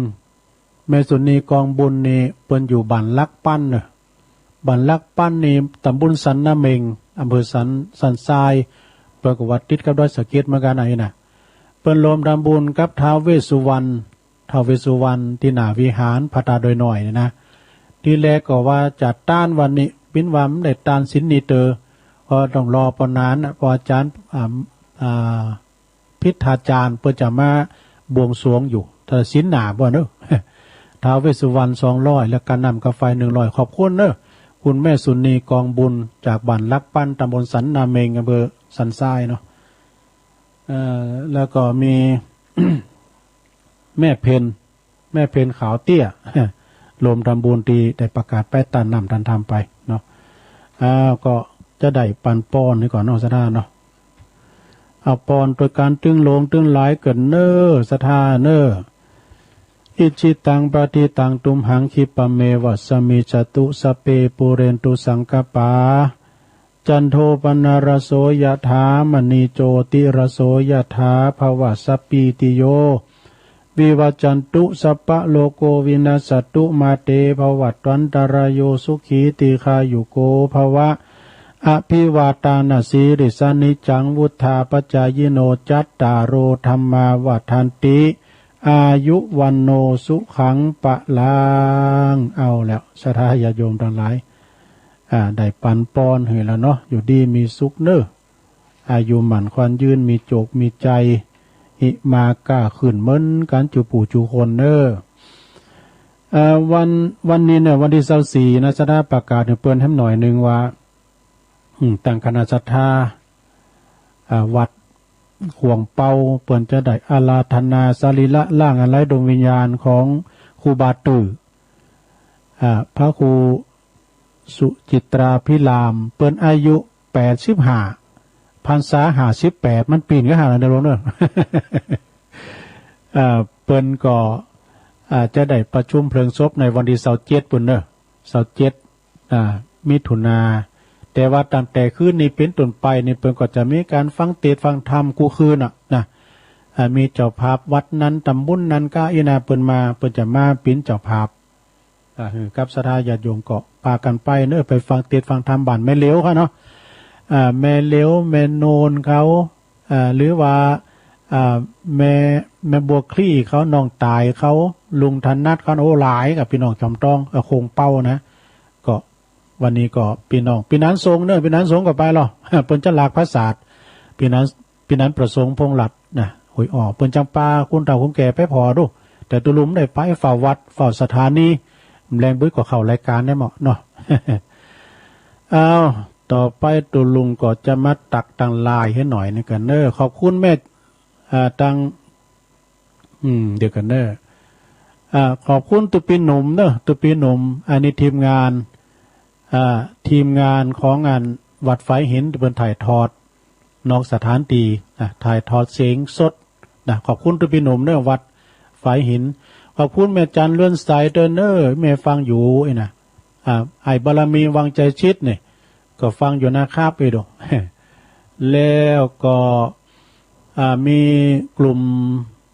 ต่างๆแถมแล้ว อันนี้โตต่างประเทศโตเคนำหนา แม่สายพินกัลยาพี่น้องบ้านไกลไหลดอยบุญเนอร์ส่งตักมาต่างลายแล้วก็แม่แสงเอ้ยสุติวงศ์แม่แสงเอ้ยก็ส่งไลน์มาแม่หลวงสายฝนจันกุลนะมิพี่น้องน้องผ่าขาวนะโยมกันหาจากใหม่ป่าฟางใหม่ป่าฟางไฮดุงนี่นะแล้วก็มีปอบุญธรรมชัยกาดพี่น้องตะหมูเปิงด้วยเนอะฟังอยู่เนอะตุ้ลุงเลยนะแล้วก็แม่แดงอัมพรเต้นดอกไม้ด้วยเนอะฟังอยู่นะเจ้าเมตตาบารมีธรรมอาจารย์สมเพชรปัญญาโนฟังอยู่เนอะตุ้ลุงสนันนี่เนาะขอบคุณเนอะไหวสานะครับเนอะแม่เดือนเพ็ญทิมวางเนอะฟังอยู่ตุ้ลุงให้กำลังใจลุงนัดรถเดือนเหล่าป่าฝางนี่ร้านพัฒนันแม่สุทัศน์ดีมูลแม่ครูทองคำที่วงคำจากศรีบัวบานปุณนะดอยติปุณนะแม่ฟองคำติ๊บแก้วก็ดีนะปนก็ฟังกันหลายอยู่เดียวกันเนอะแล้วก็พี่ไอ้บรรจงคันทวงเดนเนอร์พี่ไอ้บรรจงนี่เปิ้นก็อยู่น้ำดิบเนื้อตัวแทนพี่น้องน้ำดิบลงแล้วก็ไอ้หนงปริญญาโดยเนอร์เจ้าของผลงานเพลงตำนานวัดพระธาตุดอยน้อยโยมอาลีโดยแม่พันธาวันนะโดยไอสุทธิสอนใจไปลงวันดีเดนเนอร์ฝากกระแสเสียงไปปโลมงคลมูลชีพบ้านน้องเอิกโดยนะไหวสาฟังอยู่คอย แม่จิรพันธ์โมป้อพี่น้องบ้านไก่เนอร์ปูนหนองบัวแม่ขจารเวียงป่าเป้าแล้วก็โยมบุญช่วยบุญผลด้วยนะชมรมนักวิทยุสื่อซีดีสมัครเล่นดอยหลังถ้ำอันนี้ก่อนชายน้อยจากน้องหล่องตัวเนอร์แม่ทองคำพรหมมินจากแม่แตงเนอร์เอาเมตตาบารมีธรรมอาจารย์ท่านพระมหาประสิทธิ์ธรรมาภินันโทประเด็นธรรมเอกประเด็นเอกวัดลาดเนาะวัดจ่างกำสลีบุญเติมท่านพระครูนันทบุญญาเขตโดยไหวสาอนาลัยโยเนอตุปีหลงสมปันจากวัดหนองเงิกแล้วก็โยมวันลาด้วยเนอะวันลาด้วยแล้วก็มีเตรียมหลายฐานอยู่ที่เปิ้นโทรมาไม่ได้ครับก็มีนะ แล้วก็ยายแดงดอกตาล่อมตัวเนาะอันนี้ก็ตักตายไปก่อนนะก็ยังมีเวลาหลายอยู่เริ่มถึงเวลาโทรเลยเนาะศรัทธาญาติโยมเอานี่มาอู่ทำกรรมเนอะการว่าอ่านก่อนแต่มีกระโทรแล้วก็ตุนะ ก็ตุก็เสียมไข่ดีก็วันมันมดเฝ้าก็อันนี้มาอู่ด้วยนะมันเป็นอย่างเนาะรายการเฮาในรายการหน้าหมู่ก็เดี๋ยวโทรติ้มตีไผมันเต้นแรงเพื่อแถมเนาะบ่าย3 โมงแถมวันนี้ถึงเฝ้าวิทยุวันคำได้ไปไหนนะอาจารย์เปิดจะไปงานศพครูบาตือหงเปาตุลุงเกาะทำนาทีเฝ้าดอยเฝ้าสถานีวิทยุด้วยมันแรงซับปะเนอะแมงซับปะมันกินได้ก็ดีกินบ่ได้ก็มีนะมันแรงนี่ก็เป็นอาหารเวลาฝนตกมาเนี่ยอาหารมาจากเมืองฝ่าดอกนี่ก็มันแรงที่มันมิ้นนั่นก็คือแมงแกงนี่ก็มันบินมานะใส่หมกเขาก็ดีตกใส่หัวก็ดีมันถึงสาบเอาดูแมงแกงนะ แล้วก็แมงที่มีกลิ่นแห้งๆก็คือแมงดานี่แมงดานี่เปิ้นเล่งเนอะปุดโทษได้ล้นแสนกันนะซะนะออกคลิปหรอก่อนนี้เปิ้นมีไฟหลอดไฟต่างแมงดามันจะมากับแมงดามาหมดแมงจรก็นี่นะแมงดานี่แปลงตัวหลายบาทนะสมัยปีนั้นตู่เปิ้นปีนตู่เจ้าอยู่ที่นี่นะปีนั้นตู่อยู่พวกข้าฝางเนาะปีนั้นตู่นี่โทแปลงวิหารปีนหลังปีนสลาเลยเปิ้นตามน้ำพริกแมงดานะบทล่ำหรอตั้งแต่เปิ้นซิกไปเหลิมได้กินสักเตือ อยู่ด้วยกันเป็น3-4 ภาษาเนี่ยปีนั้นตู่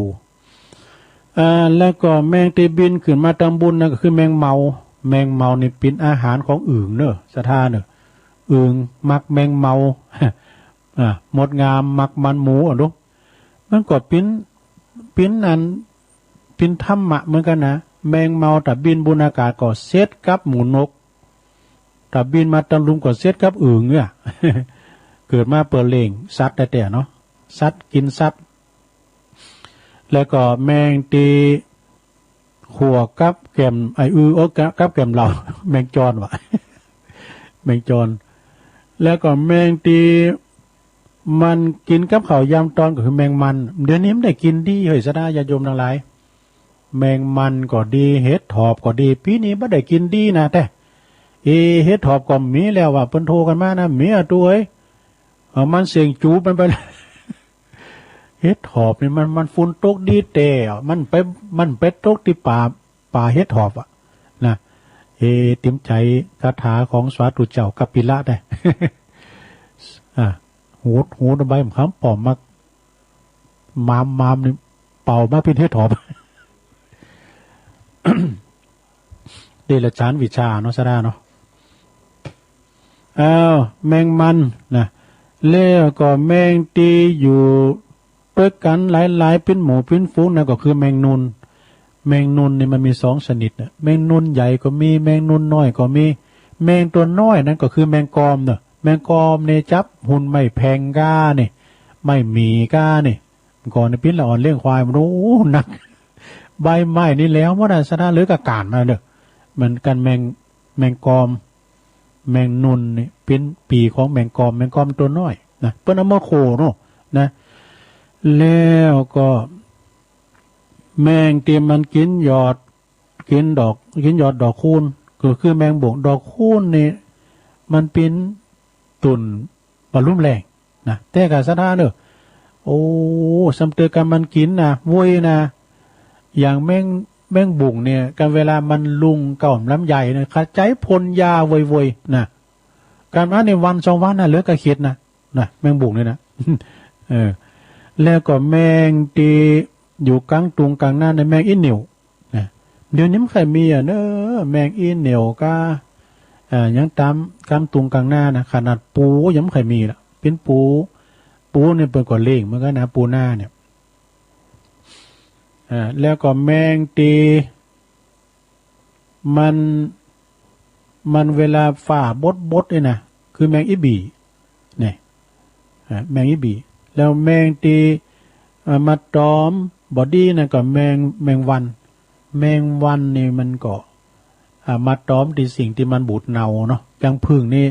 ไปตอมเอาเกสรดอกไม้แต่ว่าผึ่งนี่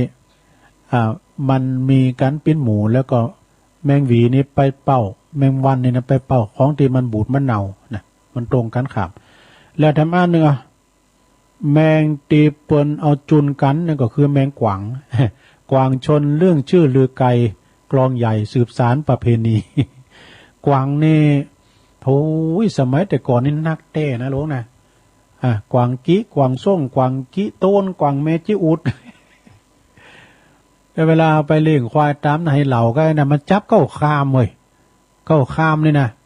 ปุ้มไปละเก้าแพงก็เก้าคามก็ก่อนนี้เลิกเอาตัวได้มันส่งด้วยเมาเนี่ยเอาเลิกเอาตัวส่งนะกวางนะก่อนนี้ลายได้กะ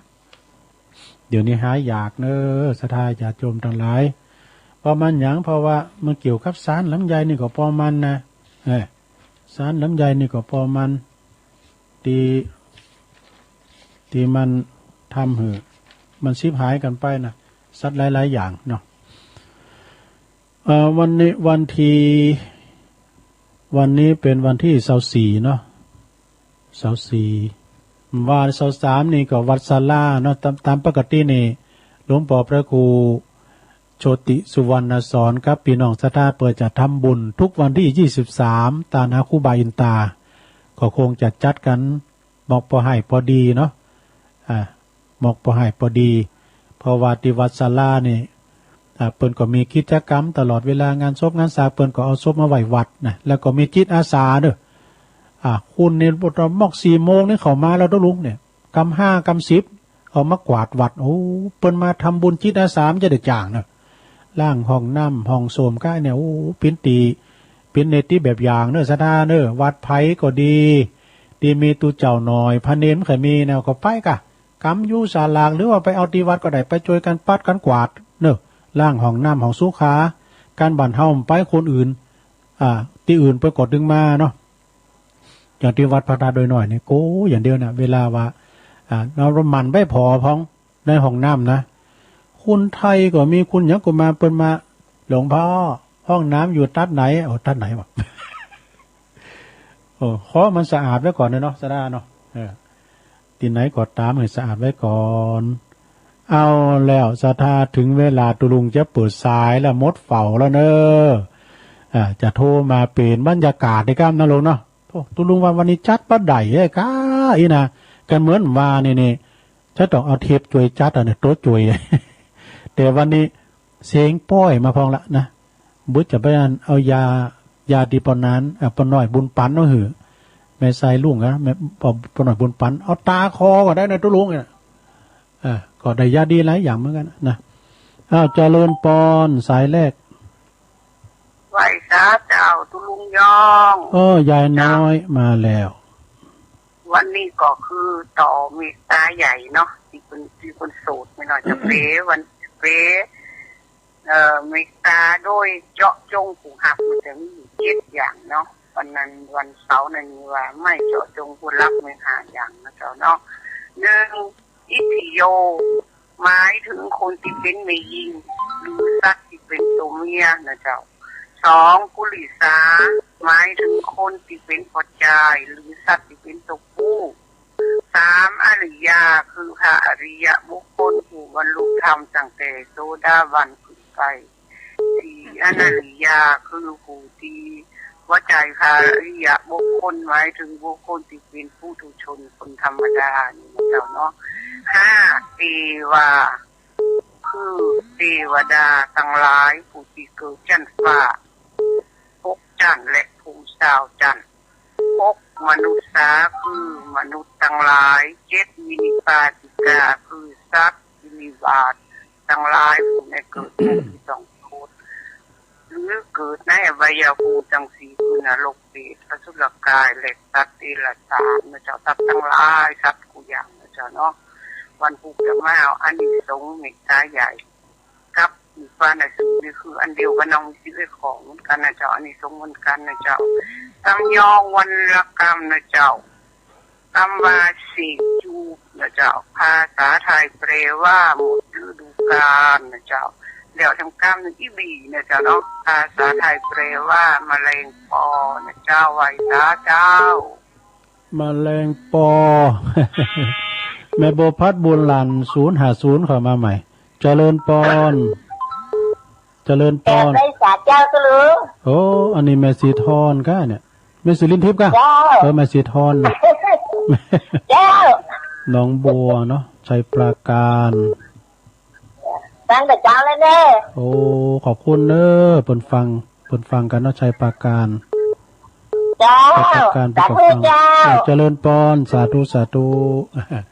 ขอบคุณเด้อ0899555656เจริญปอนภาษาครับ โอ้มาแล้วปอน้อยบุญปันยาบะแห้งแล้วว่าลุงหลายปีนะนี่ไม่อยู่มันจะได้ใจแต่ว่าด้วยมาใจกับเนี่ยมันเล่หรือมันอยู่ในโคตรก็แห้งได้นะแม่เนาะยาเขียวยาเขียวก็ฟังลุงตลอดเวลาแล้วหลอดบายมาได้บอกเขาได้ฟังมันเมากับเป็ดกับไก่ไปปิ้นยังแหละนะฟังย้อนหลังก่อนฟังเล่น้องละตี 2 ตี 3ตื่นแล้วอ่ะพวกเจ้าถึงมาอยู่โอ้กลับไปศาลตัวลุงครับโอ้ขอบคุณปอน้อยเด้อสาธุพุทโธปอน้อยบุญปันมาเนี่ยเหมือนกับมาถึง3อำเภอเป็นลิงเป็ดด้วยดูอ้าวเจริญปอนโอ้ยสาเจ้าตัวลุงน้องแม่อยู่ไหนแม่สีนวลนี่จ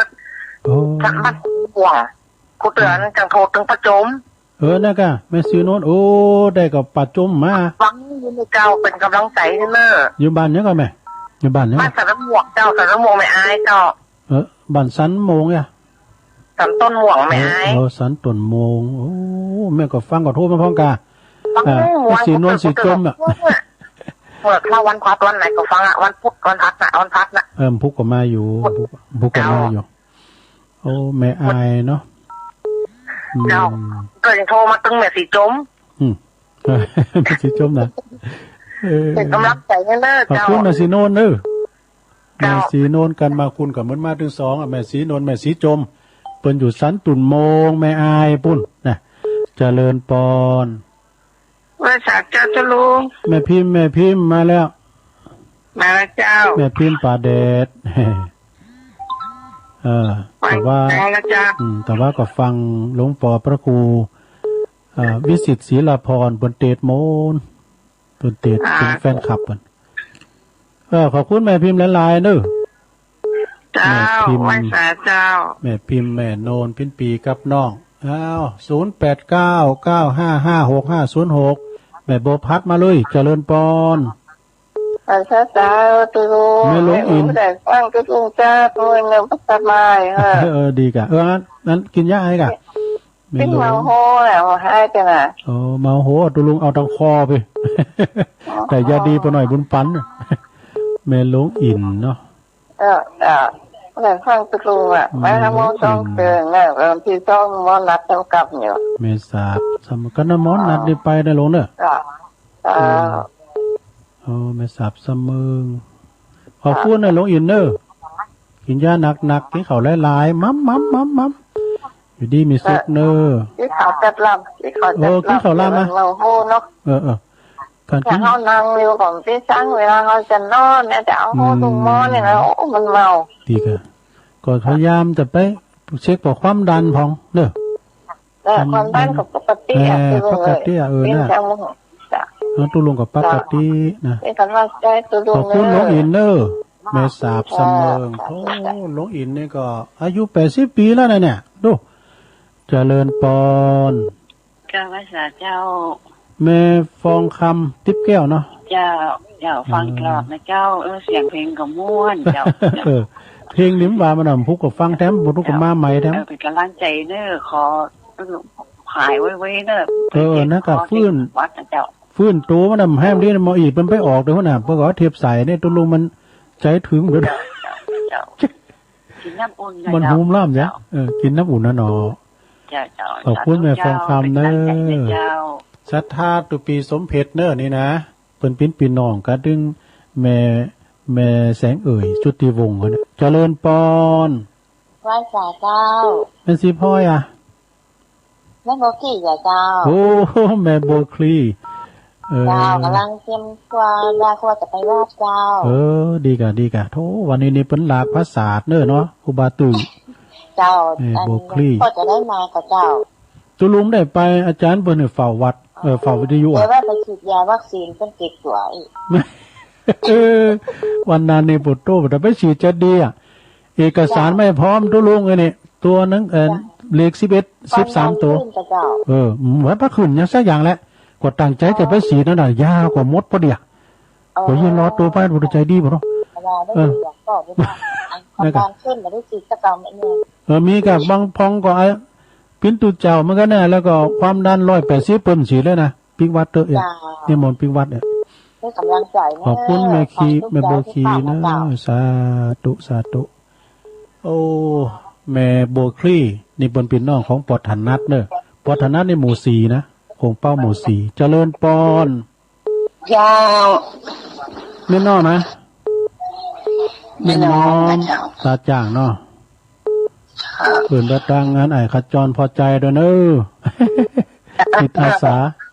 หวานเลยไม่ได้รู้แม่โบคำเขาเนาะแม่โบคำก็สั่งหนังสือสวดมนต์เหมือนกันนะธรรมจักรปวัตนสูตรไปมาก็ค่อยว่ากันเนาะหนังสือก็มีหนังสือสวดมนต์ขอบคุณแม่น้อมแม่น้อมตาจ้างเวงน้องหล่องเนาะ0899556506แม่ขันแก้วตั้ง3ว่าแม่แจ่มอันนี้แม่หยังว่าแม่แม่ตาเนาะแม่ตาในทางเจ้ามาเจ้าดีค่ะเมตตาในแจ้ห่มแต่ขึ้นขึ้นก่อนจะฟังในหลักจะฟังขึ้นว่าอย่างหัวโรคนะอันนั้นแล้วไปแล้วดูโต้มขึ้นแล้วไปก็อู่กันนะหลวงพ่ออาจารย์พระครูเขาก็อู่กันผมขึ้นแล้วก็ฟังปุจจุจบปวดตู้มันสมองแต่เนี่ยคุณเดียวกับจันเม็ดอันนี้จะมาประกบกัน2ตุนเนาะต้องอู่กันโมนแต่วันกันดีเนาะท่องกันดีแต่พระครูสัตธิสารคุณพระครูกัลยาณปราโมทครูเลิงดาวตุ๊กใจเนื้อตรงม ขอบคุณแม่ตาเนอะแม่ตาในแจ่หมเดี๋ยวแม่ฟองก็จะมาทำละอ้าว0899556506โอ้ขอมาใหม่เนอะขอมาใหม่ติ๊กมาเตะมาดึงติดมันต้องเกรงใจเจริญปอนเจ้ากับว่าสาวเจ้าตลุงนี่แม่พันเนาะแม่คำนวณบันจะซ่อนเจ้าแม่คำนวณเจ้าแต่ตามพังอยู่เนอะฟังถึงวันนะเจ้านั้นแม่ฟังคืนไหนเนี่ยแม่ฟังตั้งแต่วันพัดเลยกะนี่ฟังคืนไหนฟังวิดีโอคืนไหนฟังวันพัดวันศุกร์วันเสาร์แล้วก็มันแรงมันได้ยินเลยเจ้าแบบนี้เจ้าเจซ่อนนี่ลำปางเนาะเจ้าลำปางเจ้าขอบคุณเนอะเจซ่อนเนี่ยเจ้าแม่คำนวณขอบคุณหลายๆเนอะแม่คำนวณเนอะโธ่คือของงานวัดไฟหินเนี่ยจะธรรมดานะขามหอยขามดอยนางแก้วขามดอยคุ้นตาลไปบุญเจริญปอนกราบนมัสการท่านพระครูยองโอ้หลวงพ่อมันนิดมาแล้วเปิดห้องครูยองก็เสียหน่อยน้อยกันเนาะอาจารย์น้องเนี่ยเนาะ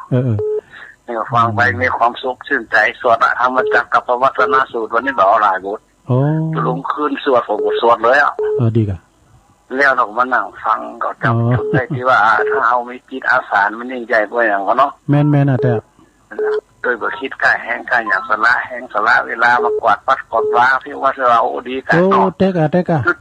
ตัวเจ้าหลายตัวยังกอดได้อยู่เน้นหลายของกอดได้อยู่ได้เท่าใดกันล่างห้องน้ำผู้ช่วยไปล่างห้องน้ำตัวเจ้าอยู่ล่างห้องน้ำสะอาดเคยเหมาะได้ลุงแหละครับก็กินมันก็สะอาดนะแต่ถ้าล่างห้องน้ำอย่าไปน้ำยาล่างห้องน้ำผสมกับน้ำยาซักผ้าไอ้ไหนน้ำยาซักผ้าสีขาวนั่นเนอะมันไหนอ่ะหันในทีวีแล้วคนหลายห้องเขาเจ้าเป็นลุงของในห้องน้ำเลยมันกลิ่นมันแห้งเนาะมันเป็นไอ้นั่นน่ะมันเป็นก๊าซเนาะแต่กะมันเป็นก๊าซวงติดมันเป็นก๊าซมันขึ้นมาฟูเนาะเราผสมสองอย่างแล้วมันไอ้น้ำยาห้องน้ำอาการห้องน้ำกับน้ำยาจิบผ้าขาวล่ะได้ผ้าขาวนุ่มแต่ผ้าขาวมันสะอาดหนำได้ในสองอย่างในสะอาดเนอะสะอาดอย่ายุ่งพอออกไม่ออกทุกเจ้านายคนนี้เห็นเจ้าอากาศเป็นกำหูนั่นเป็นความหูในหลวงเนอฟังหลวงพ่อไว้เก็บไว้พอนี่ตัวใดตัวหนึ่งเขาต้องถ้าอย่างห้องน้ำไปเลยน้ำยาผ้าขาวไปเก็บผ้านุ่มนะอันนี้เฉพาะเที่ยวคัดห้องน้ำหลายห้องมันอับอย่างหายใจห้ามบัดตันเป็นลมเลยหน้ามืดตกตัวไปดีไปห้องยาตัวบัดตันนี่คือถ้าจิตอาสาก็บอกทุกวันเลยผมก็มีทางงานใหญ่ๆที่สถานยกบริบาลน่ะทางงานนั้นมาเอาเครื่องเป่าแล้วก็ลุงวันนั้นน่ะหุ่นจักวันนั้นพี่น้องแม่จ้องมาดูแม่ลำดวนน่ะหุ่นจักสุมานะแม่ลำพันแม่ลำพันแม่สีพันของแก้วแม่ลำดวนสุมานะอ่ะ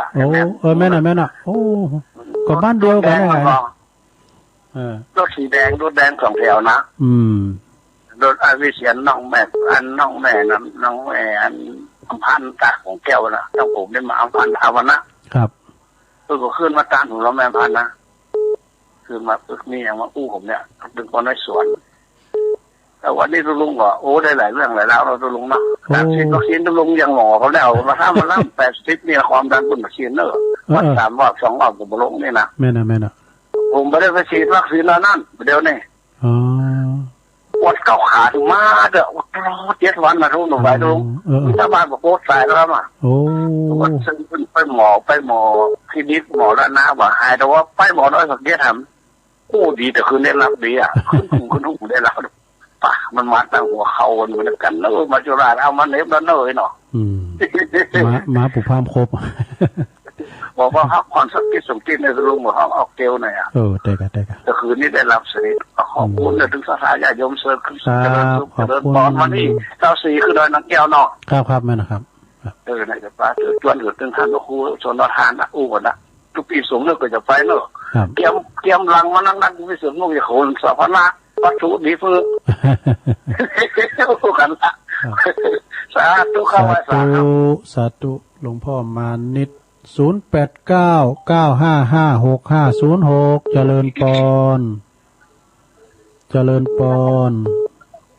นมัสการเจ้าแม่สุภาลักษณ์เจ้า แม่สุภาลักษณ์เจ้าตรงนี้ใส่สบายโอ้กินยาให้กันเด้อเจ้าเสียงหายไปดุอย่างมันก็อะไรอย่างดูไงว่าบนให้ไปนอนห้องยากันนี่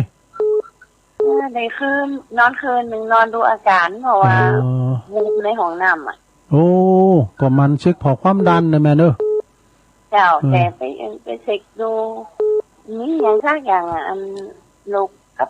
ประจำตัวเนี่ยมีอย่างสักอย่างแล้วก็ไปเช็คก่อมีอย่างอ่ะ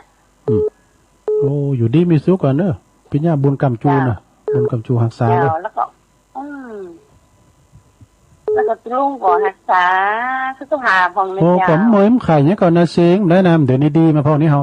คือที่บอนี่จะเอาเทปใส่แล้วดุโอ้ดีมากะใจมันหุบกับเข่าไหมไอ้นี่แรงเพื่อแถมบ่าย3ว่ามันหูปิ้งอย่างไว้เนาะนั่นน่ะมันหูมีหูมอมานะนั่นเนาะก่อนยังอ่านอยู่ที่มีสุขในแม่สุภลักษณ์เนอะพี่น้องตัวแทนพี่น้องทางบ้านทิสันพระเจ้าแดงสันพระเจ้าแดงพี่ไอ้แต่โหลื่อหลงเขาเหรอ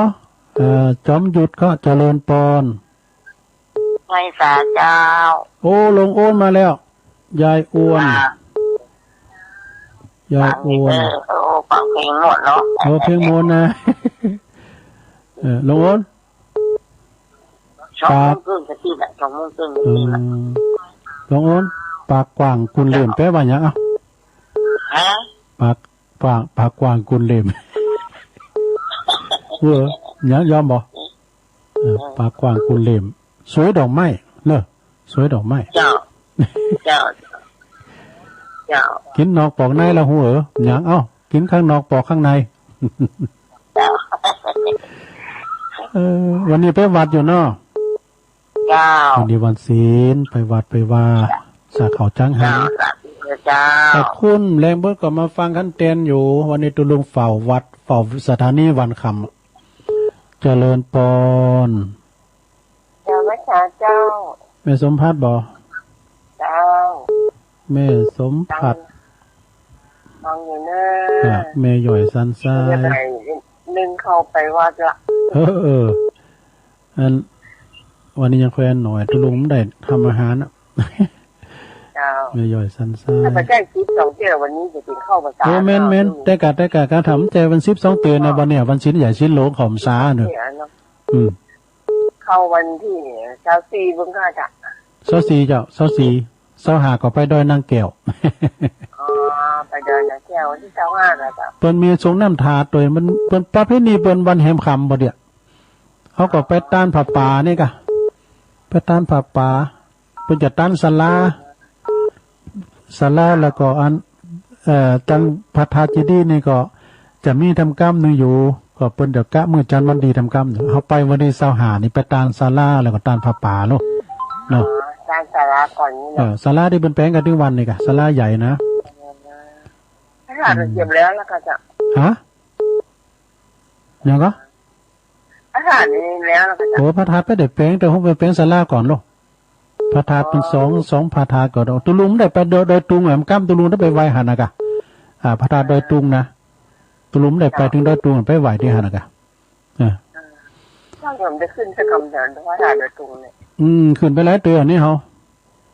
ถ้ามาสมัยตุปีลงเพิ่นอยู่ปัตตาเนี่ยเจริญปอนเด้อกำลังใจให้เจ้าตุแม่สมผัดโอ้เวลาหลายอยู่เนอะโลเนอร์โทรมาเจริญปอนมาสงค่ะตุลุงโอ้แม่คำพี่น้องใต้แม่สงค่าพี่น้องฟังเจ้าละเจ้าดีกะเจ้าฟังเนาะฟังเจ้าละเนาะเจ้าฟังเจ้าดีกะโอ้พี่น้องไตนี่แม่คำนี่เป็นตัวแทนเด้อพี่น้องไตโอ้ยเปิ้นหลายแทนพี่น้องไตแม่อามเขาเนาะตังเงินพี่น่ะปังป้อยก้านี่นะเนาะหลายกับปอเนี่ยกับปอมอนก็เนี่ยเขาแหละเพิ่งก็โทรมานะปอมอนเป็นดอกไม้เขาเนี่ยเจ้าไม่อามเขานี่นะวันพวกนี้จะได้ไปวัดพระบาทอยู่เจ้าอันอย่างก็วัฒนธรรมเชียงใหม่เพิ่นมาโอ้ดีกะไปเลยอันพี่ยังนะไปเป็นกับ เอาเจ้าให้กำลังใจก็ลงอยู่ไปศาลเจ้าตุกันไปหาคนลงคนหลายก็จะไปลืมแมทใส่แมทปิดปากปิดหูดังเจริญปอนเจริญปอนไม่สายครับคุณลุงพี่อาจอมอยู่นะฮะตอนใดฮัลโหลตบปานดังใจฮะโอ้ปอตุปีปอตุลุงอะปอนันประคูนะปอนันคำแม่นละครับโอ้ปอนันคำโดนใจขึ้นเมียตุลุงว่าทำก็ดีกะอันน่ะโอ้ยขอบคุณเนอะมีไปส้มซะตัวนะปอนันคำเม็ดฮาดอนใจเนาะดูหลังวัดพระธาตุมหาชัยครับเมธาดอนใจเนาะครับโอ้ดีครับเพราะนั้นก็โทรมาพร้อมกันเด้อในท่านอาทิตย์จัดมันตันสักแต่วันนี้ก็แล้วโทรก็เป็นชิปใหญ่ก็ได้เดียวนี่โอ้ดันติดแล้วก็ดีอ่ะถ้ามันติดกับแรงมากกว่าโทรแถมพุกก็มาทั้งอยู่วันนี้จะไปวัดด้วยครับโอ้ดีกะว่าจะเป็นปอจันวัดด้วยกะครับโอ้มัคคณายกรู้น่ะเปิ้นเป็นอดีตตุโลงน่ะเนี่ยเปิ้นมาสร้างโลกได้ลูกมาเป็นปอจายซ้ำไปโบสถ์เป็นตุเจ้าเป็นพระครูแถมอยู่วัดเนี้ยก็วัดทาศพเศร้าครับโอ้ทาศพเศร้านี่ตำบลเลยเนาะตำบลทาศพเศร้าเนาะตำบลทาศพเศร้าแต่ก่อนตุลุงก็ไปคุกคีอยู่ตั้งปุนขนาดเหมือนกันเน้อตั้งจำตาเหินไกน่ะสมัยตุปีลงอยู่หั่นน่ะเจ้าหมู่อยู่หั่นก่อนตุปีลินตุปีลงก่อนปริวาสการเนี่ยจัดหั่นก่อนตั้งหอยเดอแถมตั้งมอนจอมถ้ำแถมน่ะตั้งตุลุงเมืองฟังกันเหนือตุลุงเมืองขอบคุณปนานเนอสาธุตุลุงก็ว่าตุลุงอุ่นนักอะนะโอ้นาทีก็ตุลุงอย่าไปอู้อย่าล้ำเหลือปล่อยเปิ้นอู้กันเนี่ยมายี่หยาบเท่านี้เจริญปอนครับนมัสการไหว้สาครับครูบายอมอาจารย์นิพนธ์มาแล้วคนโคราชไม่ได้เจอกันหลายวันแล้วครับนะครับนี่มาเจอกันอีก3 วันก่อนนั้นงานเยอะครับงานเยอะครับอันนี้ก็ซ่อมเครื่องเสียงบนพระมหาจักรพรรดินะครับต้นบ่ายเขาจะไม่ได้เข้าครับวันนี้จะเอาให้เสร็จนะครับพอมีงานวันพรุ่งนี้วันนะครับเดี๋ยววันพระนี่เดี๋ยวจะไปเปิดเพลงนะครับอันนี้เป็นทุกอย่างบนโลกนี้ไม่มีจริงเพราะ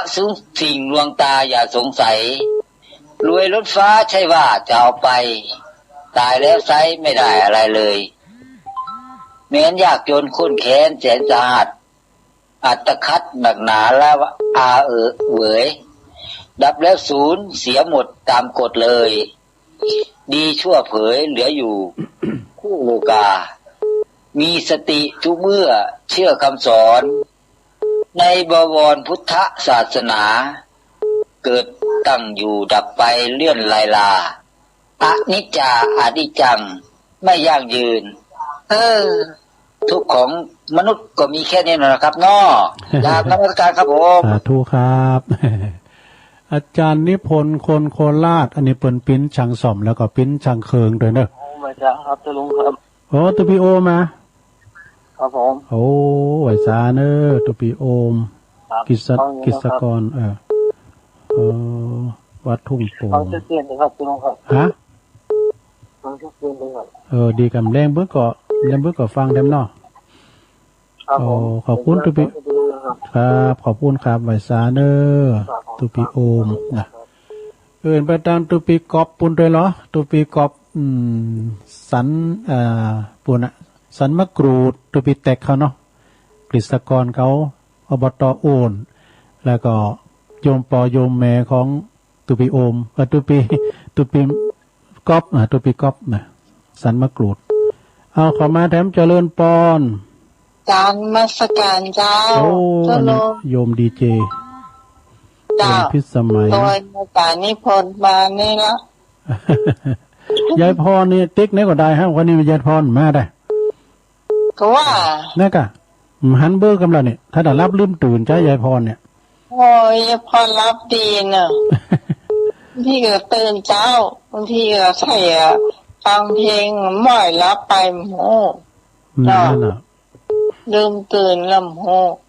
ไอ้พรได้ยินเสียงนี่เล่าลูกเนอะเขาตายโทรมา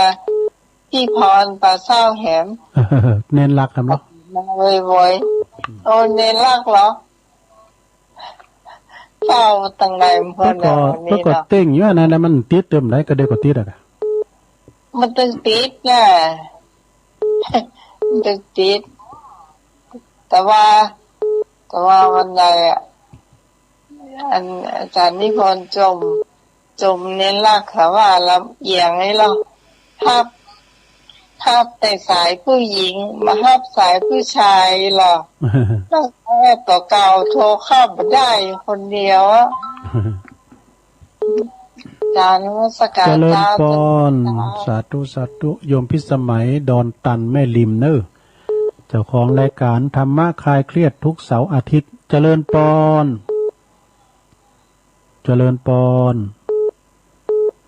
0899556506เจริญพรติดแล้วแม่อยู่ไหนครับนมัสการเจ้าแม่สุดน้อยแม่คำแดงวงมีเจ้าแม่ยังก็แม่คำแดงแม่คำแดงนี่อำเภอฝางเจ้าโอ้แม่คำแดงนี่เนาะอยู่บ้านแม่สุดน้อยอ่ะเจ้าแม่สุดน้อยอำเภอฝางอ๋อดีกะแม่สุดน้อยไกลกับอันสันไส้ของน้อยก่อฮะบ้านปนนั้นพ่มไกลกันกะไกลบ่รู้จักเจ้าสันไส้ของน้อยนะสันไส้ของน้อยเจ้าของอยู่มาทางด้านหนองยาวนะเจ้าโอ้หนองยาวนี่กันเนาะเจ้าบนแม่สุนเจ้าแม่ฟังแล้วแม่คำแดงฟังถึงวันเนาะฟังเป็นวันโทรปฏิทินโทรปฏิทินแล้วพวกก็มาอยู่แรงพึ่งก็มาวันนี้วันสินใหญ่สินหลวงวันพระลูกมันไม่เข้าจะใส่บาตรเป็นเข้าวัดจ้าโชคดีกันเนาะวันนี้โทรติดเนาะเจ้าวันนี้ขอกราบนมัสการทุลุงยองพันเตอร์วันนี้ขอไหว้ขอสาขอกราบนมัสการว่าวันนี้วันสินใหญ่สินหลวงของติเตอร์ของบุญบารมีคุ้มครองติดแต่เลยไหว้สาขอบคุณเน้อบุญรักษาเน้อแม่คำแดงเน้อสาธุแม่ซุนน้อยฟางบุญเน้อนี่นะเอิ้นวัดตังพี่น้องตังปุนตยปลาแดดเนาะแม่ฟองคำแม่จันฟองห้องสิทธิ์ครับด้วยเจริญปอนไอ้สาทำพระครูลุงโอ้โหแต่เป็นพระครูหน่อยแล้วพ่อบุญมีเดี๋ยวบุญตันไปแล้วฟองข้าวแปดนั่นเจริญงามอ๋อดีทั้งยกเขาลำลุงพ่อบุญใจเสียชีวิตพี่ใจสายฮะพี่ใจสายพี่ใจของพ่อบุญเมียเดี๋ยวเอามาพาดเลยเป็นที่ปีอายุ72โอ้ปัจจุบันไหนแม่กันเนี่ยครับอยู่เมืองกลางอ่ะกะครับเป็นที่ใจอายุ72ปีอ่ะเดี๋ยวเอามาพาดความนี้72โอ้เป็นอยู่เป็นพิษอายของพ่อบุญมีเนาะเป็นอ้ายเป็นเจ้าพี่ของพ่อบุญมีเปิ้นไปดีละเนาะเปิ้นก็ป่นทุกป่นยากไปทำมาคือทำมาพาดป่นกรรมเปิ้นไปแล้วเนาะทำบุญให้เปิ้นได้กะครับเป็นเกี่ยวกับนี้แหละโอ้เสียวันนี้เลยเนาะแสดงความเสียใจเต้อเน้อเป็นอย่างธรรมดาเนาะพัดพาจากกันนี่เป็นธรรมดาจัตติจาราพยาธิมรณะเปิ้นก็ตายเฮาก็ตายเดือนหน้าก็ไปโรงแก้วลุงโอ้ก็ไปห้องเพลงกันเนาะปุตโตรถนี่จ้ะบันรถมันมีอยู่มีถึงมีไปหาแม่บุญปันก็กะเนาะไปห้องเพลงกาปุตโตน้องเบลเขาต่อไปในห้องเพลงอ่ะกากับนกยุงเนี่ยฝนงานเพลงของกากับนกยุงอ่ะจำไว้หรอเนาะมั่งกาเจ้ากาคนดำหมดอมยิงล้อดูปุตโตรู้เงาเสียงของสมยศแต่ขอบคุณปบุญมีนะปบุญมีเมืองกลางเดี๋ยวอ้ำซ้ายอ่ะเนาะแฮมซ้ายหนึ่งไพ่มันเต้นพิญญาเนอบ่าย3 โมงบุตรปักกันแฮมเจริญปอนโอ้ยสาเจ้าตุลูโอ้แม่แดงมาปิดท้ายแม่แดงมาสุดท้ายเจ้าฟังอยู่แล้วโทรบัดติด แม่แดงรัตนาเจ้าฟังอยู่เนอขอบคุณหลายๆเนอไหว้สาเจ้ารักษาสุขภาพนะเจ้าขอบคุณเจ้าสาธุสาธุเจ้าไหว้สาเจ้าสาธุเจ้าโอ้อินดูปนบุญมาหยุ่นอ้ามซ้ายอ่ะเจริญปอนการรักษาเจ้าลุงพี่น้องทั้งใดจ๊ะพี่น้องประแดงไม่อายเจ้าแม่ทองแม่ขันแก้วแม่ขันแก้วจำได้ละฟังอยู่เนอะตัวลุงโทรมาสิโทรมาได้ปลาแดงกับปลาแดดก็ปลาแดงก็ปลาแดงไม่อายเนาะเจ้าปลาแดงไม่อายเจ้าแม่สบายดีเนาะแม่เนาะสบายดีเจ้าเป็นวัดกะว่างเนี่ยก่อนมันเสียงแหบไปคนเดียวมันนะแล้วเดี๋ยวดีคือมาคืนมาแล้วปวดตัว2 วันแล้วเนี่ยโธ่ปากป้อมหมอกอ่ะก็ได้ยาดีปหน่อยบุญปันเนี่ยกะแล้วก็หลายอย่างก็กินน้ำนาวฝาน้ำนาวบางๆเอาไปเจในแก้วแล้วก็ถอกน้ำห้อนใสอ่ะดีมาพอแล้วนี่เขาขอบคุณแม่ขันแก้วเนอะสาธุสาธุไว้สาธุอันตัวลุงขออนุญาตยกหูกันเนี่ยเพราะว่ามันจะล่ำเวลาเปิ่นเนาะก็จะโทนสายก่อนแม่น้อยกาดนัดแม่สีทอนน้องบัวชัยปาการป่อนน้อยบุญปันมโนครเสาหินฟางเนอแม่สีนวลสีจมสันตุ่นโมงแม่อายแม่พิมพ์ป่าเดชด้วยแล้วก็แม่หลวงอินสาบแม่สาบเสมิงแม่ฟองคำติ๊บแก้วแม่บัวคลี่ขวงเปาแม่น้อมตาจางแม่ตาแม่ตันในแจ่ห่มแม่คำนวลแจ่ซ่อนลำปางหลวงพ่อมานิษฐาวโรสำนักสงฆ์หอมบุญแม่สุภลักษณ์เสนพระเจ้าแดงบานทิแล้วก็มียายอ้วนกิติลังกายายอ้วนกิติลังกาเดี๋ยวกันเนอะแม่สมผัดสันทรายแม่ย่อยแม่คำพี่น้องไตตัวแทนพี่น้องไตเนอะฝางเนอะแม่คำนี่นะปนนั้นคำเนอบันทาดอนชัยเป็นปิ้นนั้นปอสวาตุเจ้าแล้วก็มีแม่ตังอาจารย์นิพนธ์วัด